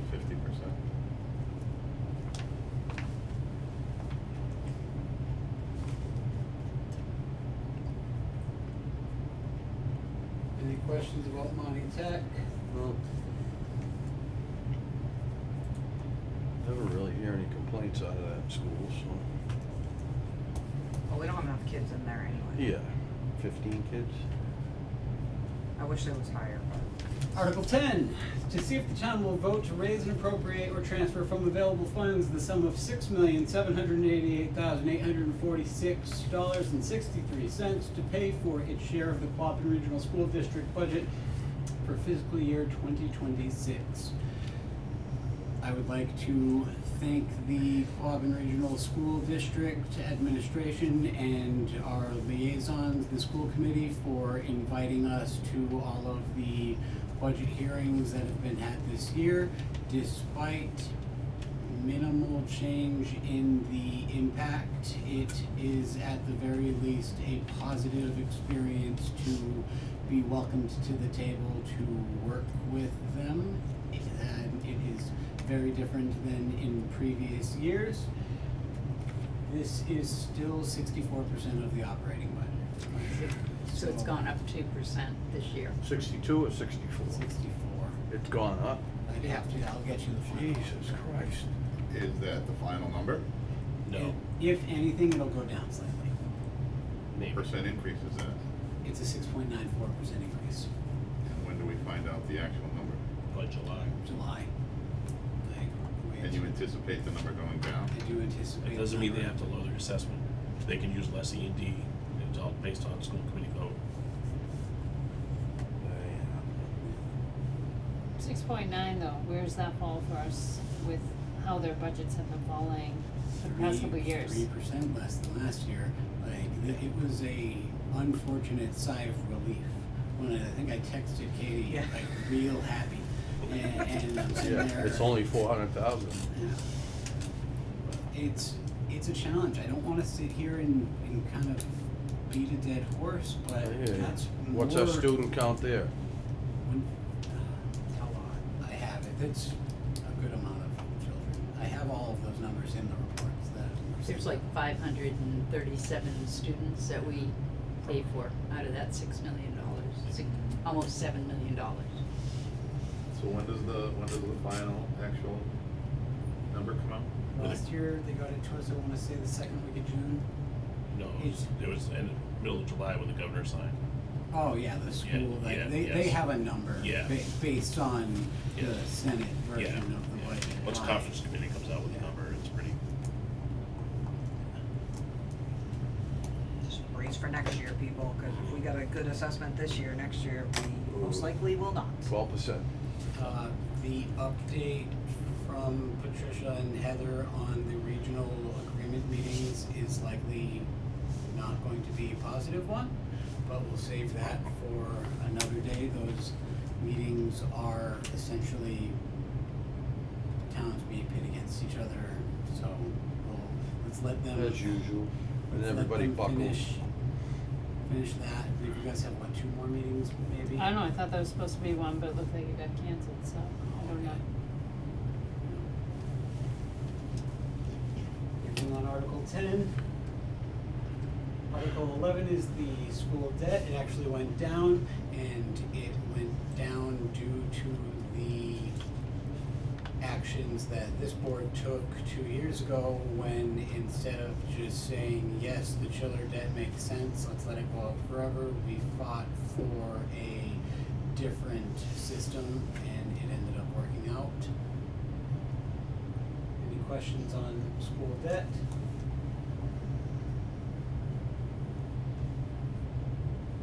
Article 12, $6,130 from free cash for landfill testing. The landfill on New Templeton Road has been capped for, I believe, 30 to 35 years. And we are still mandated to do biannual testing and a few other things, including mow it. This Well, was just put some goats on it, Biannual meeting. twice. twice a year. So last year, we talked about looking into not having to do this anymore. Did anything get looked into? Did we come to a conclusion? Did we not touch that? So at we all? sent a variety of strongly worded letters. Oh, yay. And those didn't really get too much response. And I don't really wanna say this in public meeting, but Kathy is doing single annually and hoping that we don't get caught. But that is not something that has been brought to the attention of the state yet, but who never knows now. Well, that's that- what I'm saying, like, what happens if we just don't? So far, nothing. What is, So keep it that way. what is the end of life of this? I mean, stuff breaks down in so many years, there's stuff that will never break down. So all you're monitoring is what's in the dirt, in the water. So at what point is there an end life to this testing? Let's find out. We didn't have a lot of plastic in those days. No, So, you know, it but they didn't. bury tires and crap like that, right? Yeah. Bury radiators and It's a antifreeze. new No, version of phone no, a friend. I think it was reused or recycled. It's been closed for 30 years. I mean, I Yeah. remember going up No, as a kid, I loved it. Yeah, 30 years. Yeah, Batteries. I was little, so, not to date myself, but it's probably more like 40 something, or, Right. pushing 40, I'd say. Cause if I remember, Yeah. I'm 47, so we'll just say, Okay. I'm 47, that's They fine. built a school right beside our dump. So- I remember it, I remember the It was the dump. best day of the week, is dump day. Yeah, I remember the dump, But it was as a separated child. in those days. so I'm thinking, it was Life. probably about 40 years ago. That's just so. They gotta have a number. Seems like a good round number. EPA's gotta have a number. 100 years. I don't believe it's 100 years. I think we should bring it back. Maybe it's 50. I think we should table that matter until next Yes. time. Yeah, good. Well- Next article. Unfortunately, our our town administrator has left the room, so to go get an answer. He's geeking out. It's, they re-sign it. You can make. Here he comes, hold on. She'll be here in 5 minutes. Oh, okay. We can always postpone that answer till next time. No, we're gonna get it this time. Okay, Alright, we're gonna stay here till So- midnight. Make some money on it. Let me ask this question. Thanks, If it's something we pay biannual every year, why isn't it a line item in the budget? Because when my predecessor was here, he discussed with the former Board of Health You know where the. if they would have preferred, I have it all written down. Basically, he upped the percentage that they got to keep of that revolving account monies, whereas it used to go 75-25 town them, then it was, I believe, 50-50 for a while. But that's why. So it was, we will up your share of the revolving fees, but you pay your own. So in your opinion, is that best practice? We've since Initial changed 30-year it. period. And based on this is, Test results. it will become part of the operating budget, but we have to catch up with ourselves first. It's negative. And Kathy will be over here in 2 or 3 minutes to talk Maybe about a that. petition is set up. Petition, It's gonna come before now. she has one. If I open this one, are you gonna guys have a bunch? I'm gonna have the treasurer Probably. collector come to the next meeting. Thank you. Which one's that one? Prudent investor. funds. Oh, yeah, she needs to explain that. She was explaining it to me and, yeah, she needs to explain Yeah, it. so I'm gonna request that the treasurer collector come to the next meeting. She planned on coming anyhow because the potential like-to-be accountant will be here as well. Okay.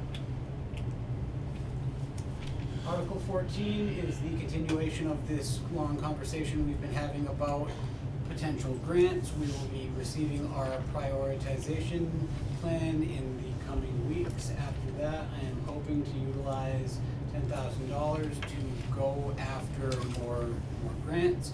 It is my hope that the ROI on this will be $70, $80, $90, $100,000 versus zilch.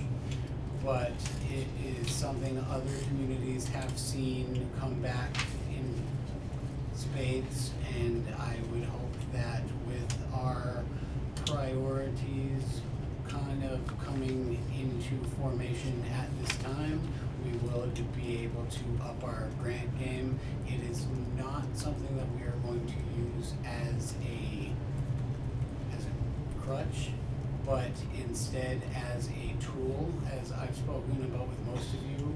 Even at $180 an hour, if it's going to take them 2 hours, but it would take me off and on the next 3 weeks, it's completely worth paying someone 2 hours to get it done. It's something I'm hoping to be able to look into. I will have more information once we have the grant prioritization plan, which she is Jen from Capital Strategic Solutions, who came here during the grant prioritization meeting maybe a month ago. Yeah, the one on Zoom. Yeah. Does anyone have any questions about this?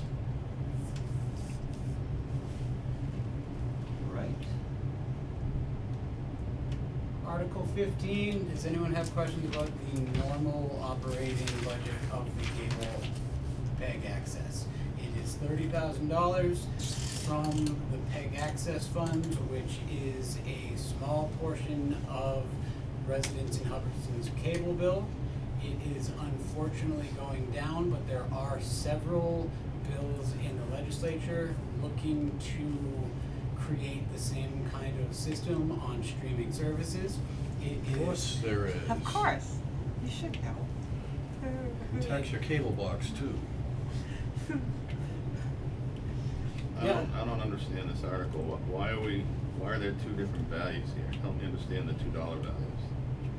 We want to appropriate the sum of $30,000.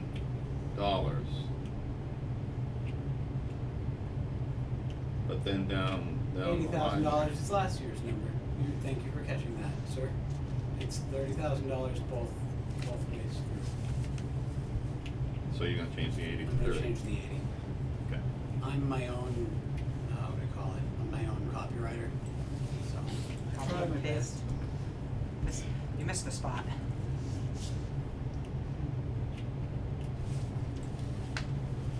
Article 16 is to see if is supported by the Cable Commission, to see if the town will vote to appropriate the sum of $45,000 from PEG access funds to the purpose of relocating PEG broadcast equipment to 48 Garden Road, constructing a dedicated meeting and broadcast room, including all related labor, equipment, installation, and infrastructure improvements, or take any action relative thereto.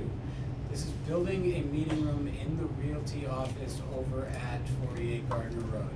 It is something that I am hoping will be more capable. Our table is a very nice table. It's a one-trick pony. I would like to be able to set you up in different fashions if there was a public hearing or just a training. If the police want to do rad classes, we can move everything. So it would be my hope that this would be more of a community room. Some of the fixed costs for this are $10,000 to move. Nothing new, nothing sexy, nothing fun. $10,000 to move the cable access from the police department to 48 Gardner Road. Before you ask, I have already looked into it. That $10,000, the lion's share of that is moving the stuff down the road. 5-7 years from now, when we go to move that within 48 Gardner Road, they said it would be more likely $500 or $1,000, not $10,000, because it would simply be a move within the parameters of a building that is already connected to the street. I support this article. And Chief, can you speak to some of the pains that it's been having? They're not supposed to be housed in the police department, we'll leave it at that. Why not? I'm kidding, We're I'm leaving it kidding, at that, sarcasm, Heather. sarcasm. Everything's safe in there, come on. I think it's a great idea, and I like the fact we're using PEG access funds to fund it, which is a fantastic use. It increases the ability of hopefully technology capabilities to get information out to the public. I had that one question, can you answer me that one question I asked you about this, like, long Just ago? answer.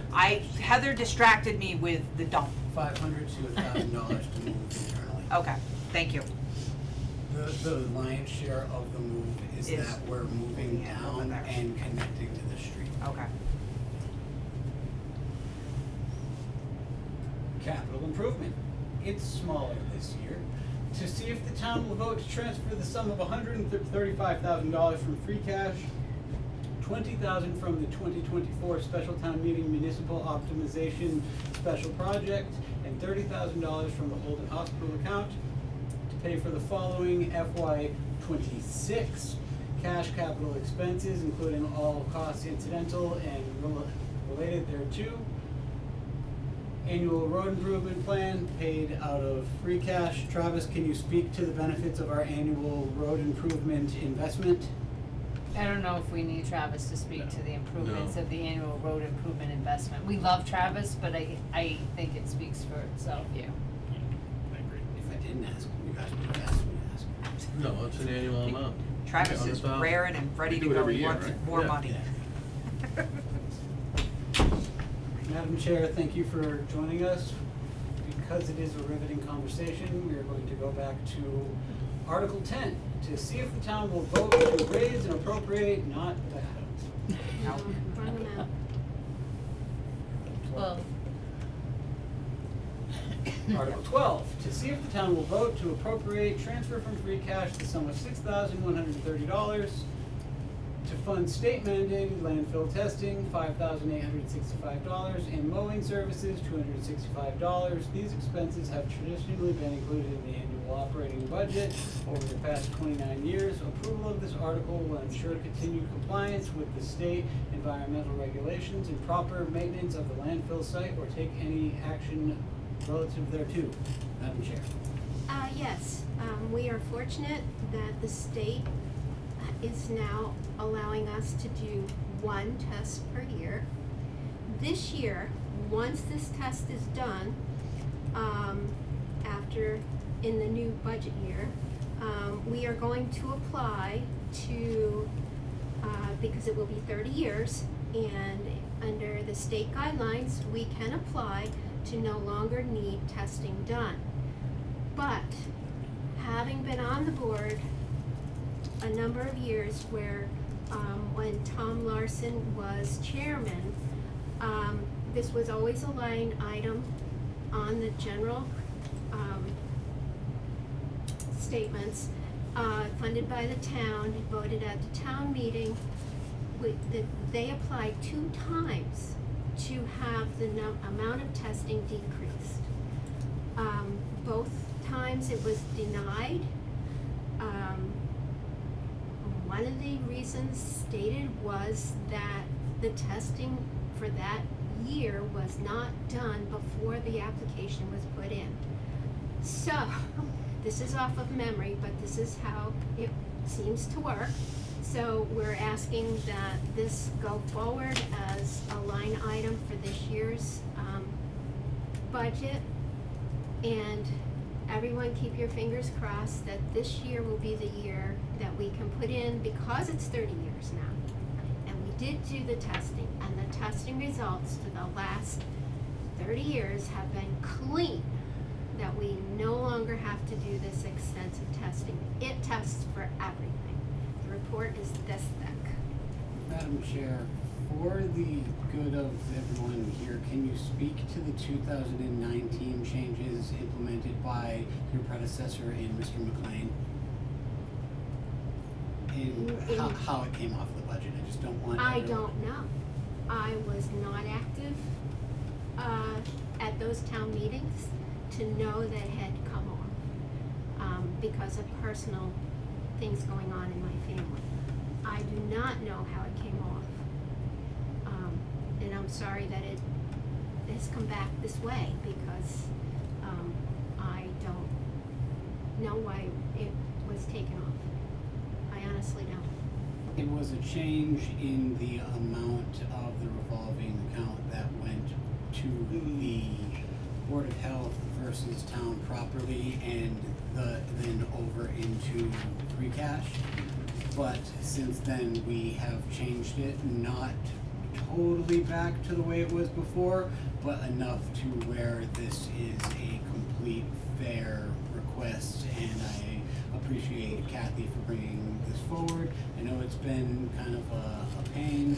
Our previous accountant and Kathy and Nancy and myself worked for months and months and months. Over a year. Over a year. Over a Trying year. to, Sort out the mistakes. trying to sort out Alright, what. well, maybe next year we won't even have to worry about it, so, That is. fingers crossed. I know. That is fingers crossed. Alright. Thank you. So, Um, with that being said, this 6130 you said was for being tested twice a year.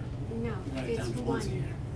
We are now, So we were paying $12,000 or something? yes, So it- every year 6130 it is goes for- up for the testing. It was 10,000 the last time the town was paying for it in the Board of Health budget. Yeah, every Yeah. year it goes up. That's But the- we are at the 30-year mark and,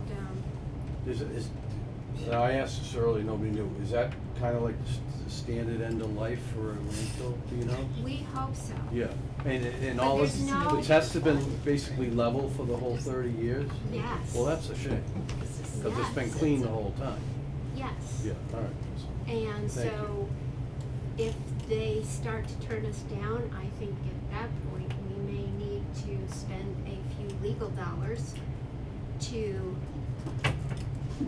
hopefully not much, Take the state EPA to court. to say, Enough is this enough. is the state rule, it's in your codes that Yeah. after 30 years. Yeah. So- But they're just, at this point, they're just trying to keep somebody Have we gotten on employed. record that we can do it once, or is it? Okay. We are doing it once I have for the one last 2 question. years. Who gets the check? Who The pays? check What goes department? to, the Board of Health gets the bill because landfill care is the responsibility of the Board of Health. The company that is closest to us is run by Mark Popham, and he is the most fair, honest person that I know. But I don't know a lot, I mean, I know what he has done over the years for septic systems and all that. And this testing is what the state requires us to do. I So- probably should reframe my question. What department of the state do you, Send the reports to. yeah? It- Who has authority to make you do this DPH. testing? No, excuse me, DEP, too many Ds. DEP, Department of Environmental Protection. And they're the ones that make the final decision on whether we have to start testing or not?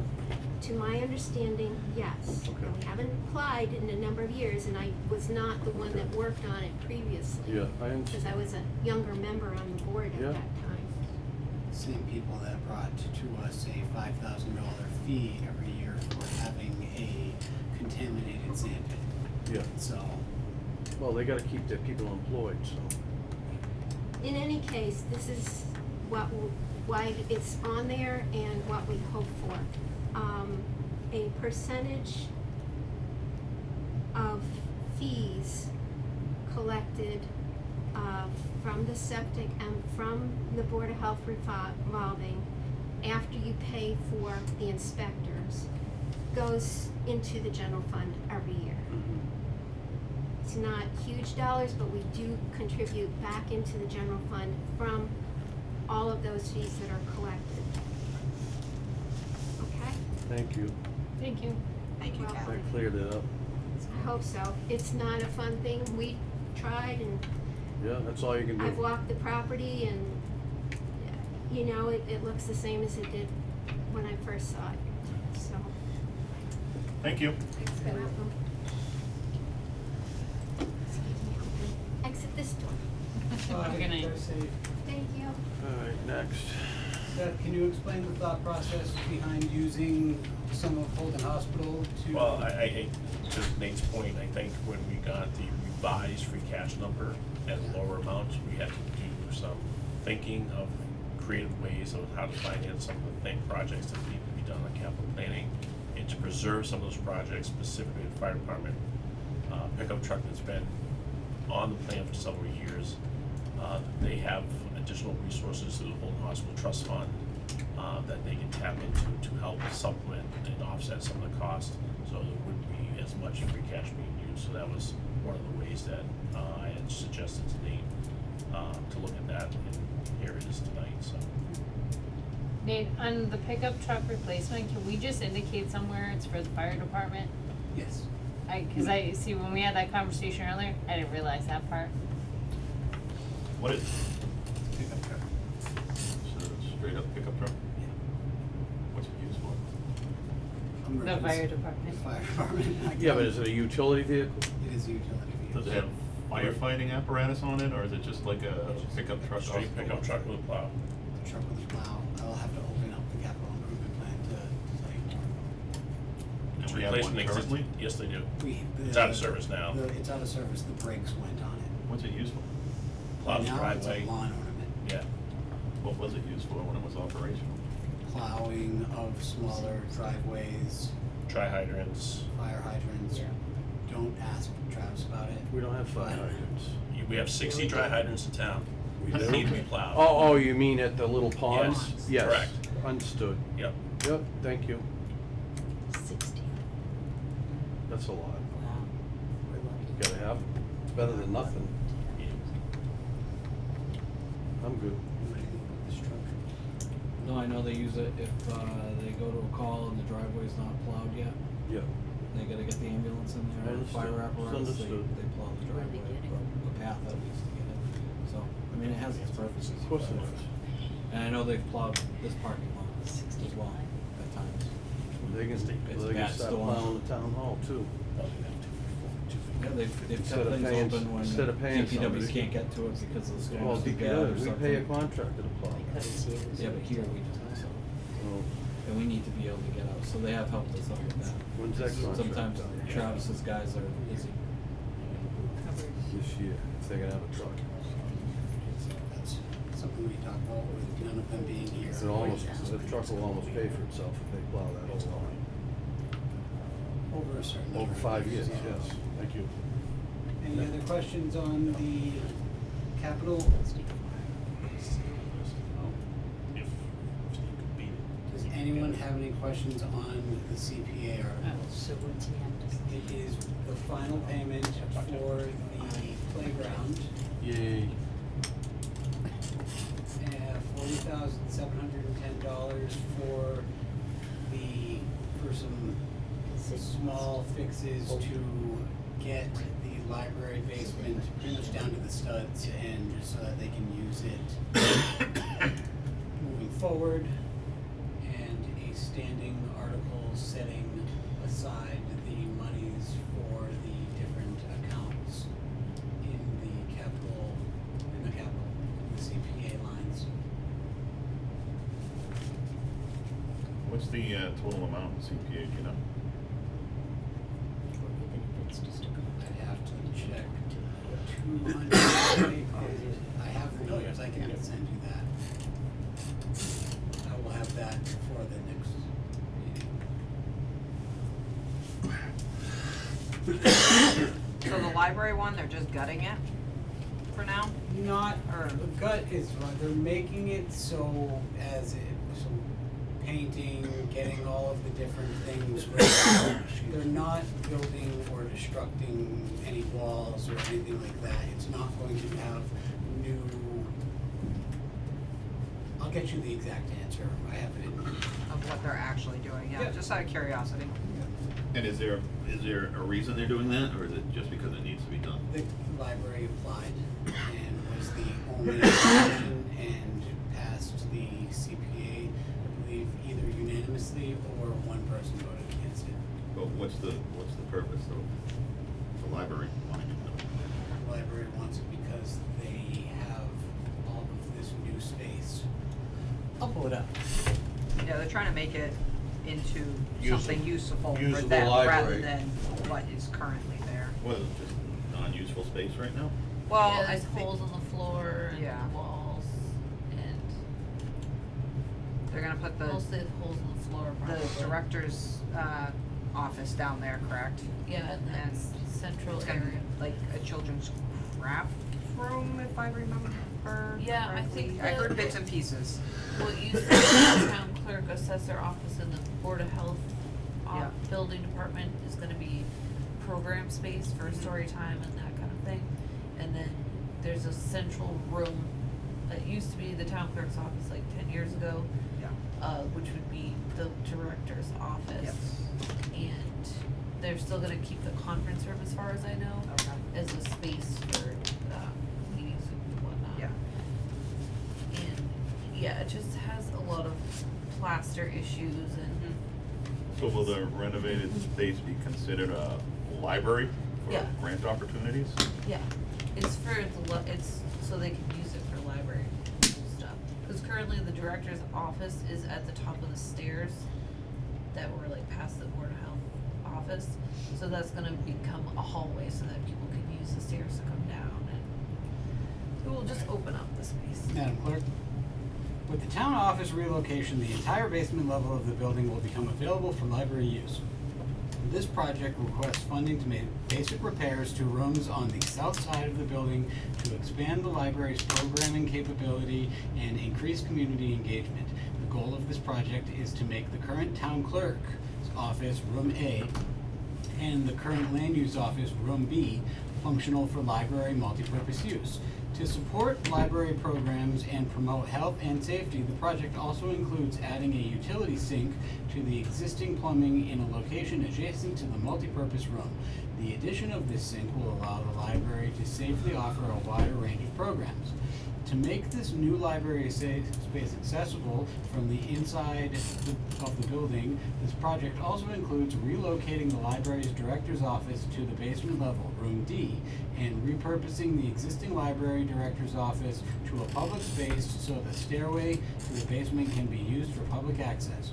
Work required for this Phase 1 multipurpose room project. Repairing, plastering, and painting walls and ceilings in Room A, B, and D. Removing the existing counter and wall in Room A, i.e. Town Clerk counter. Installation of a subfloor and vinyl in Room A and B, approximately 750 square feet. Installation of a utility sink in adjacent location and connected to existing plumbing. Prepare the current library director's office for use as a public space access stairway to the lower level, e.g. remove bookcases, remove carpet, repaint. With the move in... Yep. Got it. Yep. Clean it up. Did I answer your question? Yes. Excellent. Alright, fun part. Williamsville Road is not the fun part. I Okay. thought we were going. This is us accepting the easements and finalizing the work that you have already done so the town can move forward and accept a $5 million grant to continue to work on the Williamsville Bridge. It should be live for bids next week or the week after. I'll let you know when that moves forward.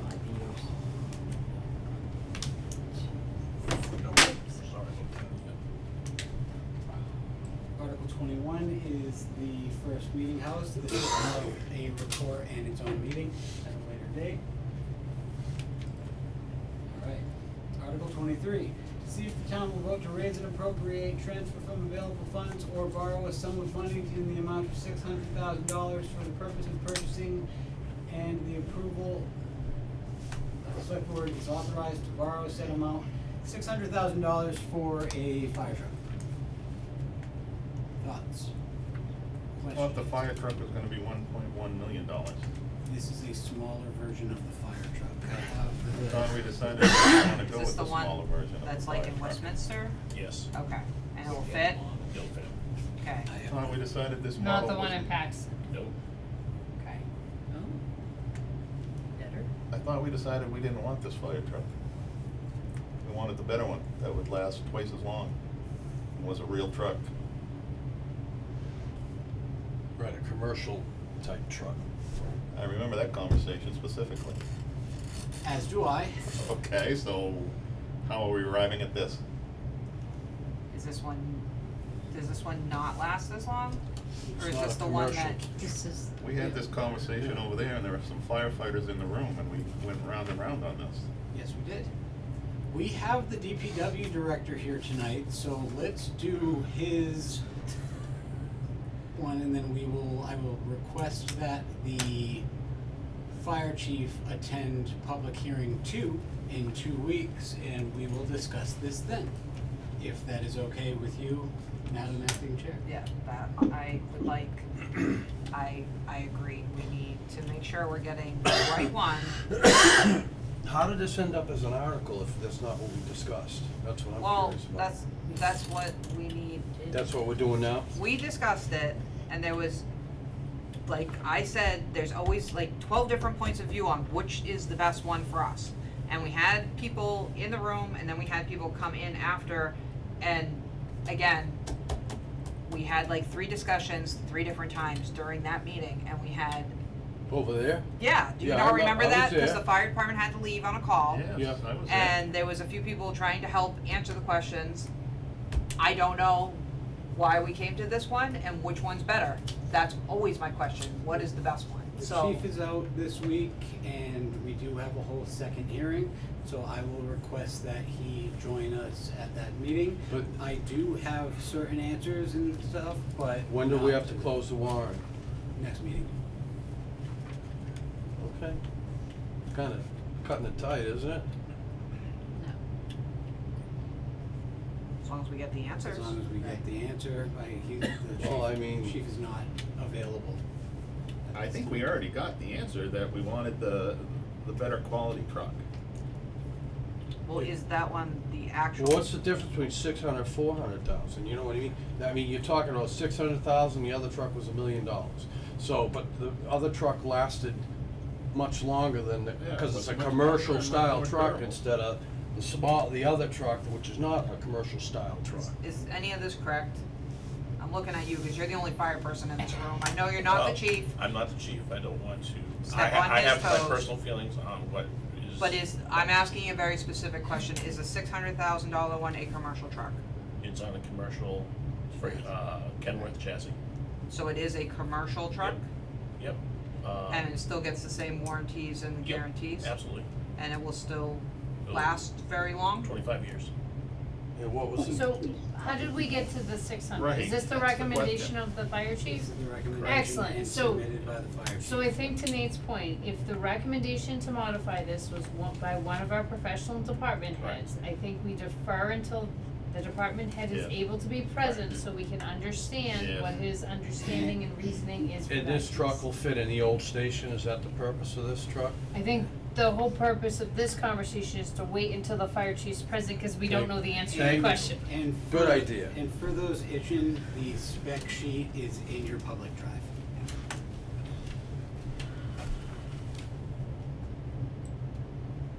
For this truck, the 600,000 one, the spec sheet? Yes, sir. And there is one in Westminster, which I believe the fire department said that we could see if we really wanted to. You just gotta go over there and talk to them. It's their tanker truck? I don't know which, you're asking, I don't know fire trucks. Well, it holds water. Yeah, they drive, they put out fires, I don't know which one's which. Alright, next. Yeah, I know, seriously. Article 24. Travis, you ready? To see if the town will vote to raise and appropriate, transfer from available funds, or borrow a sum of money in the amount of $200,000 for the purpose of purchasing, equipping a used plow truck for the Department of Public Works, blah, blah, blah. And it's a debt exclusion, which would require a 2/3 vote. Would also need to go to part of the town meeting, the annual town election ballot. With that, I will also bring forward that the next article is $220,000 for a new brush mower for the Department of Public Works. Wait a minute. I feel like Why does Article 24 say Proposition 2.5? I thought Proposition 2.5 and a debt exclusion were two different things.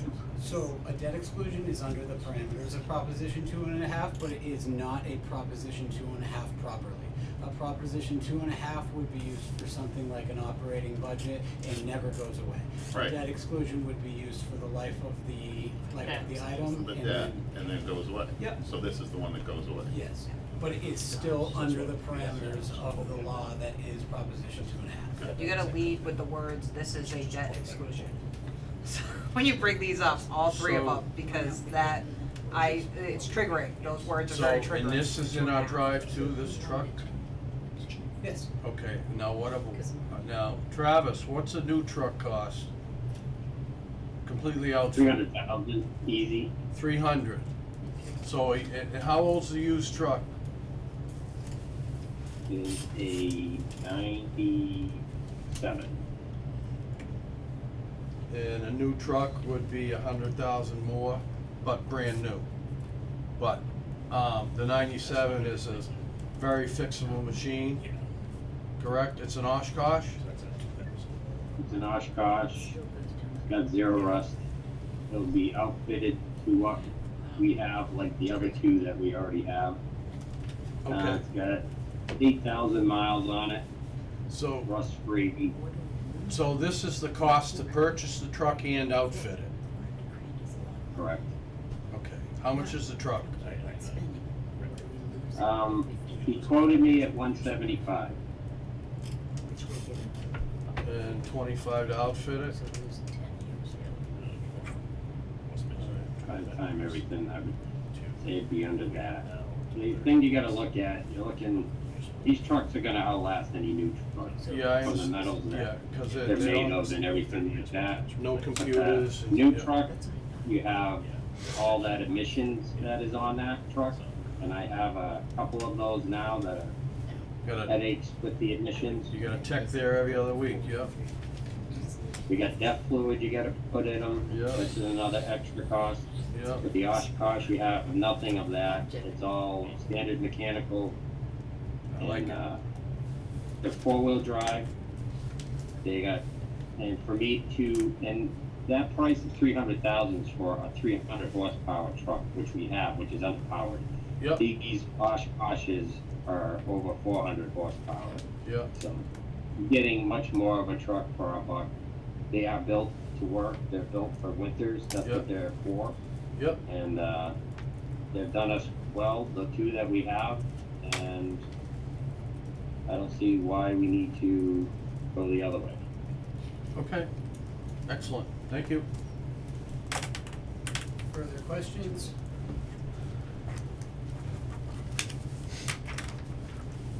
Brush mower. Travis.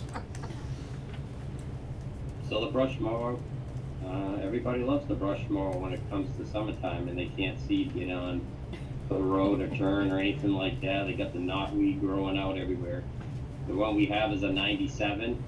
I think it's fared the town well for this long. It's similar to, if not worse, as the sweeper was, because it's in a job that beats itself to death every time it runs. So, yes, it's very well, we've limped this one along, and it's time for a new one. And this is the one we discussed the lease type deal with? And this is full purchase amount for a new one? And what was the lease one, do we remember? $36,000 a year for 7 years.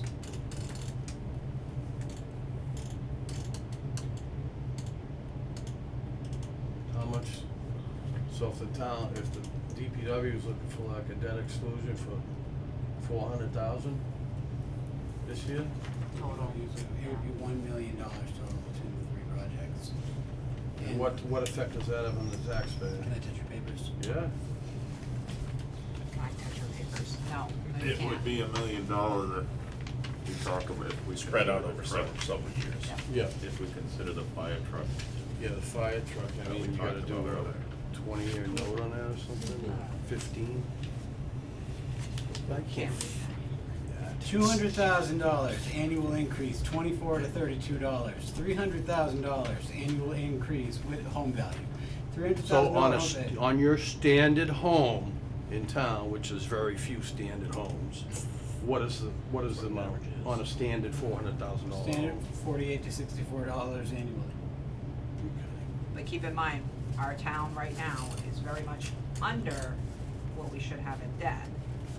So this could help us We have, for future if Yeah, when we so- go to do something bigger like 48. and I can't, so you said, I wanted to know the answers on what Yeah, debt it's we like- got coming off shortly, before we add more debt, or get to that percentage you're talking The about? playground is the only thing coming off. And Yeah. so we don't even have. Yeah, but that borrowing. didn't really affect us because that's from a different type fund, right? It's all the It town. didn't affect the tax. Well, that's the bill. whole thing. All the debt came off. Ryan warned me about this Yeah. years ago, and I said it a Yeah. whole bunch of times, but everybody was kind of new because we had flipped all these people, Yeah. and I wasn't explaining it right because I'm doing my best. Yeah. If you lose too much debt, like Nate You is lose your, saying, you lose yeah, your rating, it's, and you're you you're pay a higher screwing up. interest Yeah, rate. you're. Yeah, I you're- understand that. So now we're at that point where we're screwed up and we gotta kind of fix it, and we have all these projects that need to get done anyway, so let's fix it. We need to bring our debt back up to 3%, is that what the number was? I'll get you that exact number. Thank you. I Alright. don't wanna state. Alright, let's move along then. Fix it by being smart. No, Any I hear you. questions on the warrant as a whole before we close public hearing one? Nope, we're good. But I got another article to talk about. Oh, which one? Battery energy storage systems? Oh, those are the The planning. planning board's going to hold their own Public hearing. Yeah. public hearing on. Yeah, It's they've- to be continued. Question, do you need me anymore, Nate? No, have a good night, Travis. Thank you, Travis, Thank you, appreciate it. Travis. Good night. See ya. Yes, all of the zoning articles, I will set up another night for Chairman Rowe and planner at First Street to come. We're very fortunate this year in that we have a decent amount of time. We have a little more than a month to get. Okay. Very much so.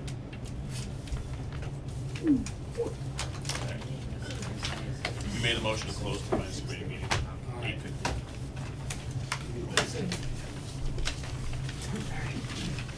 That wasn't bad. Okay. Is there, Good stuff.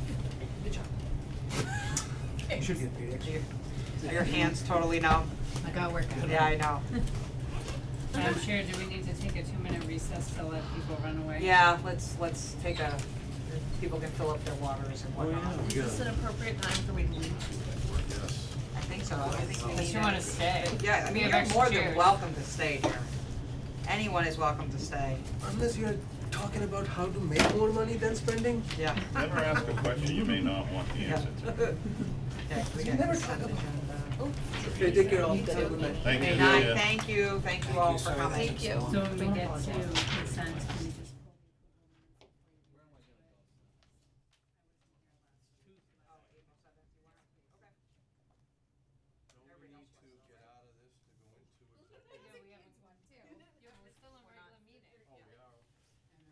Oh, there isn't? No, we just had a joint meeting. They closed their meeting, now they're I thought we leaving. were talking about this guy over here. Publicly, we already did the talk about that guy over there in executive session. Ah, I'm a close mess. out the window. You've got me so confused, Nate, tonight. It's not supposed to flash With like all your that's the video best and side. everything else. Why It's does been a it rough do night. that? Don't It's beat up you. on. I've I never don't seen him know. like this He's I'm just flustered. trying to go back. He's very I've never flustered. seen you this disorientated in my whole 3 years here. Started with all the computers acting up, his was acting up, mine's acting up, it's like just a Yeah. cluster. Jeff has to leave, it's just a cluster. I knew it too, I was nervous about this one. And Why? Really? I know all of the, yeah, I know all the info, I don't know why, I was tired this morning and I knew. You lost too much weight. Maybe. Eat a snack. Is there such thing? I should have brought, I was gonna bring some, banana nut bread that I have at the house, I was like, oh, I should bring this to share, cause I feel like this is gonna be a long meeting. I was like, shoot, I never do this. when I clicked Would on be it good earlier, for it you. sent me Banana, an walnut email. sandwich. Oh, really? Where are you? Where? Yeah, just anywhere I can go. Yeah, boy knows wrong. That's an inactive Yeah. one. It's been great. Alright, how Yeah, is it? I've been, Good, uh, we're on sort of board feel with it's it, walking good, up good, that Royal had a good Field spot, on ready to Sunday, reconvene? Park. Just go through Yeah, I know. Media watch. Ready to reconvene? Yeah, we're good. Okay. Drive. Yeah, I climbed, I went to Vermont. What happened to my OneDrive? No hike, it was a Well, climb. With the dog. Go back up to those So to evenings, this so you're going to one. OneDrive, you're going to SharePoint. No girl either, cause I heard her shake hand. What was That's the- OneDrive. Well, that's right. Well, we doing I open did it to session? SharePoint. Okay. Peter, you about ready, sir? Yeah, that's what I'm just, is Chris back? Chris, you good over there? Sure, right? That's true. He's goodish. Okay, goodish, as good as it's gonna get? I think Alright, so. let's Let's rock and reconvene here, roll. people. Alright, so next up, we have the consent agenda. Heather was not here for April 7th, so let's separate those. So if I can have a motion without the April 7th minutes, So moved. and a second? Second. Alright, all in favor? Aye. Bye. Yes. Any abstain? No, no negatives, alright. And we just gotta do the April 7th one separate, so. Can I have a motion to accept the April 7th minutes, please? So moved. Second? Second. All in favor? Yes. Aye. Any abstain? One. Okay. I knew, I'm like, waiting for it, alright, so we got new business coming up. We have the contract for Ryan Kuchar, Chief of Police. Hello, chief. Hello. Thank you for joining us, sir. Thank you for staying. My pleasure. I know, that was a There's riveting nothing else to do. meeting so far. Alright, you wanna kick this off? Thank you. I would like to thank Ryan, Chief Kuchar, for joining us this evening and for his dedication to the town of Hubbardston for the last 18 years, 20 years, many years. 22 years. Yep. That's The it. chief has proven over the last almost 2 years that he is dedicated and professional and a leader amongst his team. His evaluations this past year and the year before were all above bar and stellar. I would like to thank him for negotiating back and forth with me over the last month or so to get to the contract that was presented and accepted by the select board 2 weeks ago this evening. With that, I will let the chief speak and then you may Have a ask speech questions. prepared. No, I just wanna thank you all for your support and your confidence and, I know the budget constraints that we're always under, so, no, I just appreciate it and, I look forward to serving the town for the next 3 years as the chief.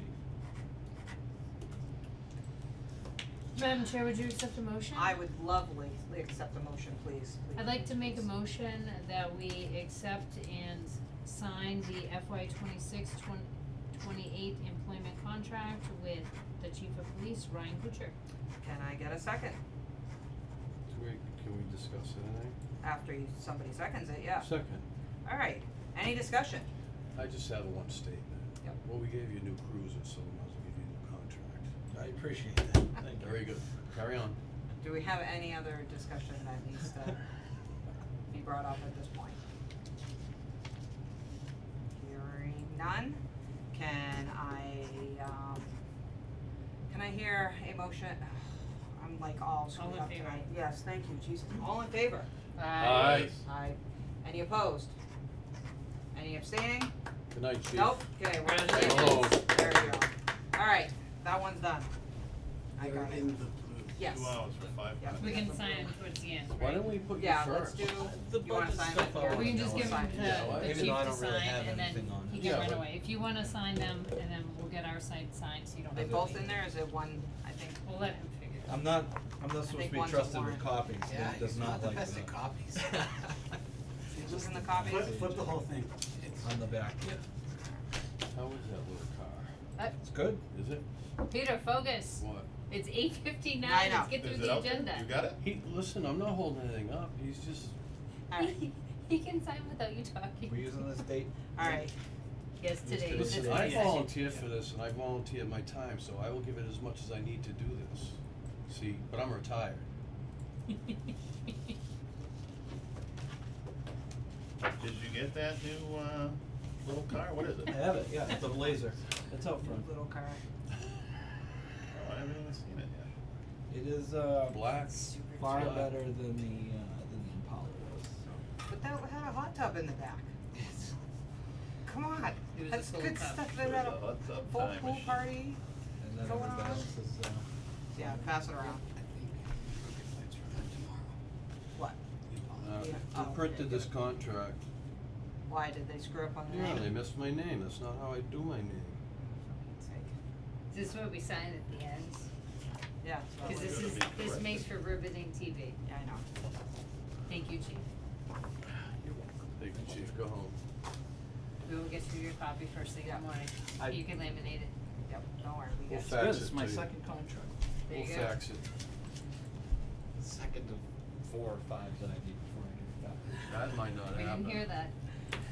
Alright, next on Good night. the agenda, See good ya. night, thank you, Thank you. is the FY 26 wage and classification plan. The wage and classification plan is an annual document that points out the salaries of the employees, the non-union employees that are under employment of the town. It is a chart / plan that was written, I believe, in 2019. We lost track of it for a couple of years, but in the past 2 years have made some really sizable gains, both in terms of meeting the regional pay zone and morale. Things are going pretty well and people seem to be happy. The rates are within, they're not higher than our neighbors, but we're at least competing with the neighbors in most positions at this point. Some of them, like the senior center director and the library aides, are still on the lower side, but that is something that we will be able to fix over time. I am very proud of the work we've been able to do in correcting this shift and making people feel like they are proud to come to work and are earning their keep and are working a meaningful position here at the town of Hubbardston. With that, I ask for the acceptance of the FY 26 wage and classification plan as presented. Can I hear a motion? Questions, anything? I don't know if there's any question. Do you guys wanna talk about it before? Is everyone good? Yeah, no, I wanna talk about it. Alright, let's hear it, what you got? What's the impact to the budget gonna be on this? I As mean, how many grade A's, B's, C's do we do? What steps are they on? It's all broken down in the chart. All the way up. And then left. A little higher. Get to the top. So that breaks it down by who's in what grade, or what position's in what grade, and then what step they're on, just depends on that individual. There was another sheet Nate had sent, this one's prettier, This one's in all fairness. So most of the time, Nate, people, you didn't necessarily move someone up a step, you just, the COLA was imprinted inside this chart, right? So if I started out the year as A step 1, I'm still probably more likely than not A step 1, I'm just But getting the a whole COLA chart, on top of the that. whole chart moved up one. We And dropped then the bottom off of the chart, If, essentially. if I got merit-based, and for instance, we spoke about the COA director being one of the individuals that we rectified a little bit based on her performance and what she puts in and so forth, she stayed in the grade she was, but she went up a couple Went up steps. within 3. So she went up 3 steps, and then that step from what it would have been this year went up the 2% increase. Yep. Is that helpful? Yeah, it's helpful. I mean, So what I like about this is I think it's very easy and very clean to read. I like that it shows the hour impact, the theoretically, if it was 40 hours a week, which pretty much no one is, but that's okay, it's an easy number to follow. what that impact is and what the annual number is for all of these pieces. I like that it's a chart that you can overhaul every year. So, you know, we're always making sure we're staying up with the time. So if we bring someone in and they're an A1 next year, we're already kept up with the COLA piece. We're not having a chart that's outdated, and we're trying to hire people a lot lower than what they were, which has been one of our Next year's a complete redo of the whole survey as well. As we spoke about when I presented the survey last year, we're gonna do them biannually. So we'll do this year was just an update, next year will be a whole good job of the survey. But for right now, this is supported by the FY26 proposed budget. Yep. So anyone who's on here who's an A8 on this chart is reflected as an A8 in the budget. Yep. And most people only went up the regular 2%. It was rare occasions where people went up the steps. Yep. So minimal impact on the budget beyond just the normal 2%. I think there's only like 3 on the whole list that went above Yeah. 2. The fire chief at 3. The COA director Claudia at 13. and the planner, right? Oh, the town planner No? and Hunter. Yep. Okay. Because of the size of the buildings and whatnot.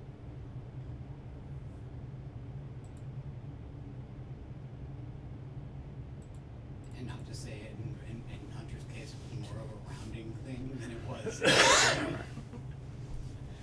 was, I couldn't get the numbers to line up exactly. Yeah, it makes sense. Yeah, sometimes that's a real tough. Are we ready for a motion, or are you still debating? Chris? No, I'm Madam Chair, I'd like to make a motion to approve the Hubbardston's FY26 non-union pay plan as presented. Can I hear a second? Second. All in favor? Aye.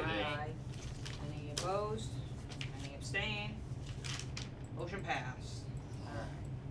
Up next, we got the town hall hours. I think this one's a good one. Yeah. This is a good idea. This makes total sense when I was reading it. So yeah, go ahead. Long Explain story that. short, our long day is on Monday. There are 13 holidays on Why did we never on- think of this before? I don't know. It's like a no-brainer. Once I read it, I was like, Mondays. this So is it so stupid. saves between $2,000 and $4,000, but opens up over 100 hours to the public in terms of more service, and stops the town from having to pay an additional 2 hours per employee. It's only 6 or 8 employees, but it's still $2,000 or $4,000 we don't need to be wasting and can utilize elsewhere, and will get us more face time with the public, and no one was opposed. There was one staff member who I had to explain how it wasn't going to impact them, because it does take some time to understand, like, yeah, we're gonna change, but there's literally no impact to you at all. But once they got there, most of the employees seem to like Tuesdays better than Mondays anyway. And Patricia, this will not impact her. She'll keep her schedule as is and be able to attend the weekly meetings. And me, according to the calendar on the website, I work till 4 on non-meeting Mondays. That's not what happens, but that's my own problem. And also, no, And if it was the building inspector and the veteran service officer, we are going to be looking to move them to another day that does not have all of the holidays fall on their workday. good. Yeah, because that's the hard thing, is like the Mondays, it's all like, Well, a yeah. couple of months. Because even part-time employees are eligible for a part-time benefited program, so. Madam Chair, are you willing to accept a motion? Yes, please. I'd like to make a motion that we approve the FY26 town hall hour proposal to change from long day Monday to long day Tuesday, Can I- effective July 1st. Can I hear a second? second. All those in favor? Aye. Yes. Any opposed? Any abstentions? Nope, totally passed. Madam Alright, Chair, I respectfully ask that we table the Veterans Council proposal. okay, please do. Alright, so where are we at with this? Well, old business. There we go. Just old business. All right, old business. What we got? Fall Nothing? asleep there, bud? No. Town administrator report. We're on track for goals, and we're actually doing pretty well. I look forward to our reestablishment of the goals in July. The accountant, I am currently working. Right. Yeah, the accountant, I am currently working with to come to a final proposal. We are in a tentative agreement. Her name is Samantha Chatterton. She interviewed very well. She is a assistant town administrator in Leicester who is not, What's your neighbor? who Oh. is undetermined if she is interested in the field of town administration and wants to keep her feet in the world of finance. So she will be attending your next meeting. Okay. All right. So, if we do go forward with her, start date would be July. Her start date would be May 5th. We still contracted with the other one till I'm July. gonna be working with the finance committee on that. Okay. Yeah, that's one of the pieces that is, I can't see paying two of them if only one of them's around. I know you're contracted with it's the a other one. personnel matter that I'm willing to talk to you about. Roger in that. a meeting. Next. Yeah. We're I moving got on. it. Yep. Offline, please. Yeah. All right. Do we have any policies to review? Whoa, whoa, whoa, whoa, whoa, whoa. Sorry. Is this potential candidate local? She lives in Dudley. Is she planning on being in person in the building? I will provide you with the whole proposal once it's done. Long story short, she has a full-time job. She will be working hours, but it will be significantly more available than our previous virtual relationship. So is this a full-time job? No, it wasn't a full-time job as posted. How many hours? It's close to 20. Any other questions on that before we move on? And the problem here, and we'll have a whole conversation about it, and I do foresee this working. She seems like a really good professional and a nice person. On top of that, She got her license? yes. Thank you. The problem with this type of position is a kid out of UMass with the right certifications is going for $85,000 right now. So, Yeah, that's out of our league. so we're looking for very niche people or to regionalize and share, and I called 9 communities, and for one reason or another, it just wasn't working in different times, whether it be they're a Munis community and we're a Vadar community, or a variety of different things. They have a big school system, so it didn't work. With that being said, things are going fine right now. We obviously can't go without an accountant for too long, but I'm doing accounts payable. And that's Great. That's not what I want to hear. Anyway. smart. Yeah. Super smart. I think the concern is, Nate, we talked about this, right, is you're a very valuable asset to the town and the community, and the more things we put on you, the less you can do what we need you to do, and there's a lot of things right now we need you to do, and if you do all of them and don't sleep, which might be your mantra, but is not a good long-term plan, it's just gonna burn you out and something's gonna fall through the cracks. Yeah. So Yep. it's not that we have any doubt about your ability to take on yet another endeavor, but the concern, I think, is more so the ability to not stretch you so thin that you can't do what we need you to do. Running around with like your hair on fire, you know? Much more. Yeah, like today. We don't want you to Like resent the tonight. job. Like tonight, a little Where it's just mistakes, a overmuch. mistake, a Yes. mistake. And that's what happens is you Yeah, will you burn, stretch you too know, thin. Yeah. Yeah. We do not need to burn out anybody. No, No, we just got to a year at the town I clerk, know. so. I was gonna say that. So I look forward to presenting that to you. She has accepted in principle. We are working back and forth on a deal that works for both communities, for the community and the proposed accountant. Her interview was on Thursday at 3, and so. And she's local, you know what I mean, so. Was it a in in-person interview? Yep, it was an in-person interview with myself and Mary. Mel came and met her afterwards. The last day to submit Citizen of the Year applications is Friday. We do not have many, so if you could log on and think about people that may or may not are deserving of that award. Additionally, the Country Hen Scholarship applications close on Friday as well. Yeah, there's a few scholarship applications that are closing. I think the Lions is closing next week. I don't know. And then there's the library as well. That's closing next week as well. Alright, so anybody, matters not reasonably anticipated by the chair? Anybody? No? Chris, you got nothing? Great, okay. Well, I do, you want me to bring it up? No. Not really. I didn't think Okay, alright, any press or public? Hunter, you're the only one left. You got nothing? Alright, can I have a motion to adjourn? So moved. Second, Second. anyone? Alright, all in favor? Aye. Yeah? Aye. Aye? Aye. Okay. Anybody opposed? No? Okay, abstain, we're moving on, we're closed, we're done.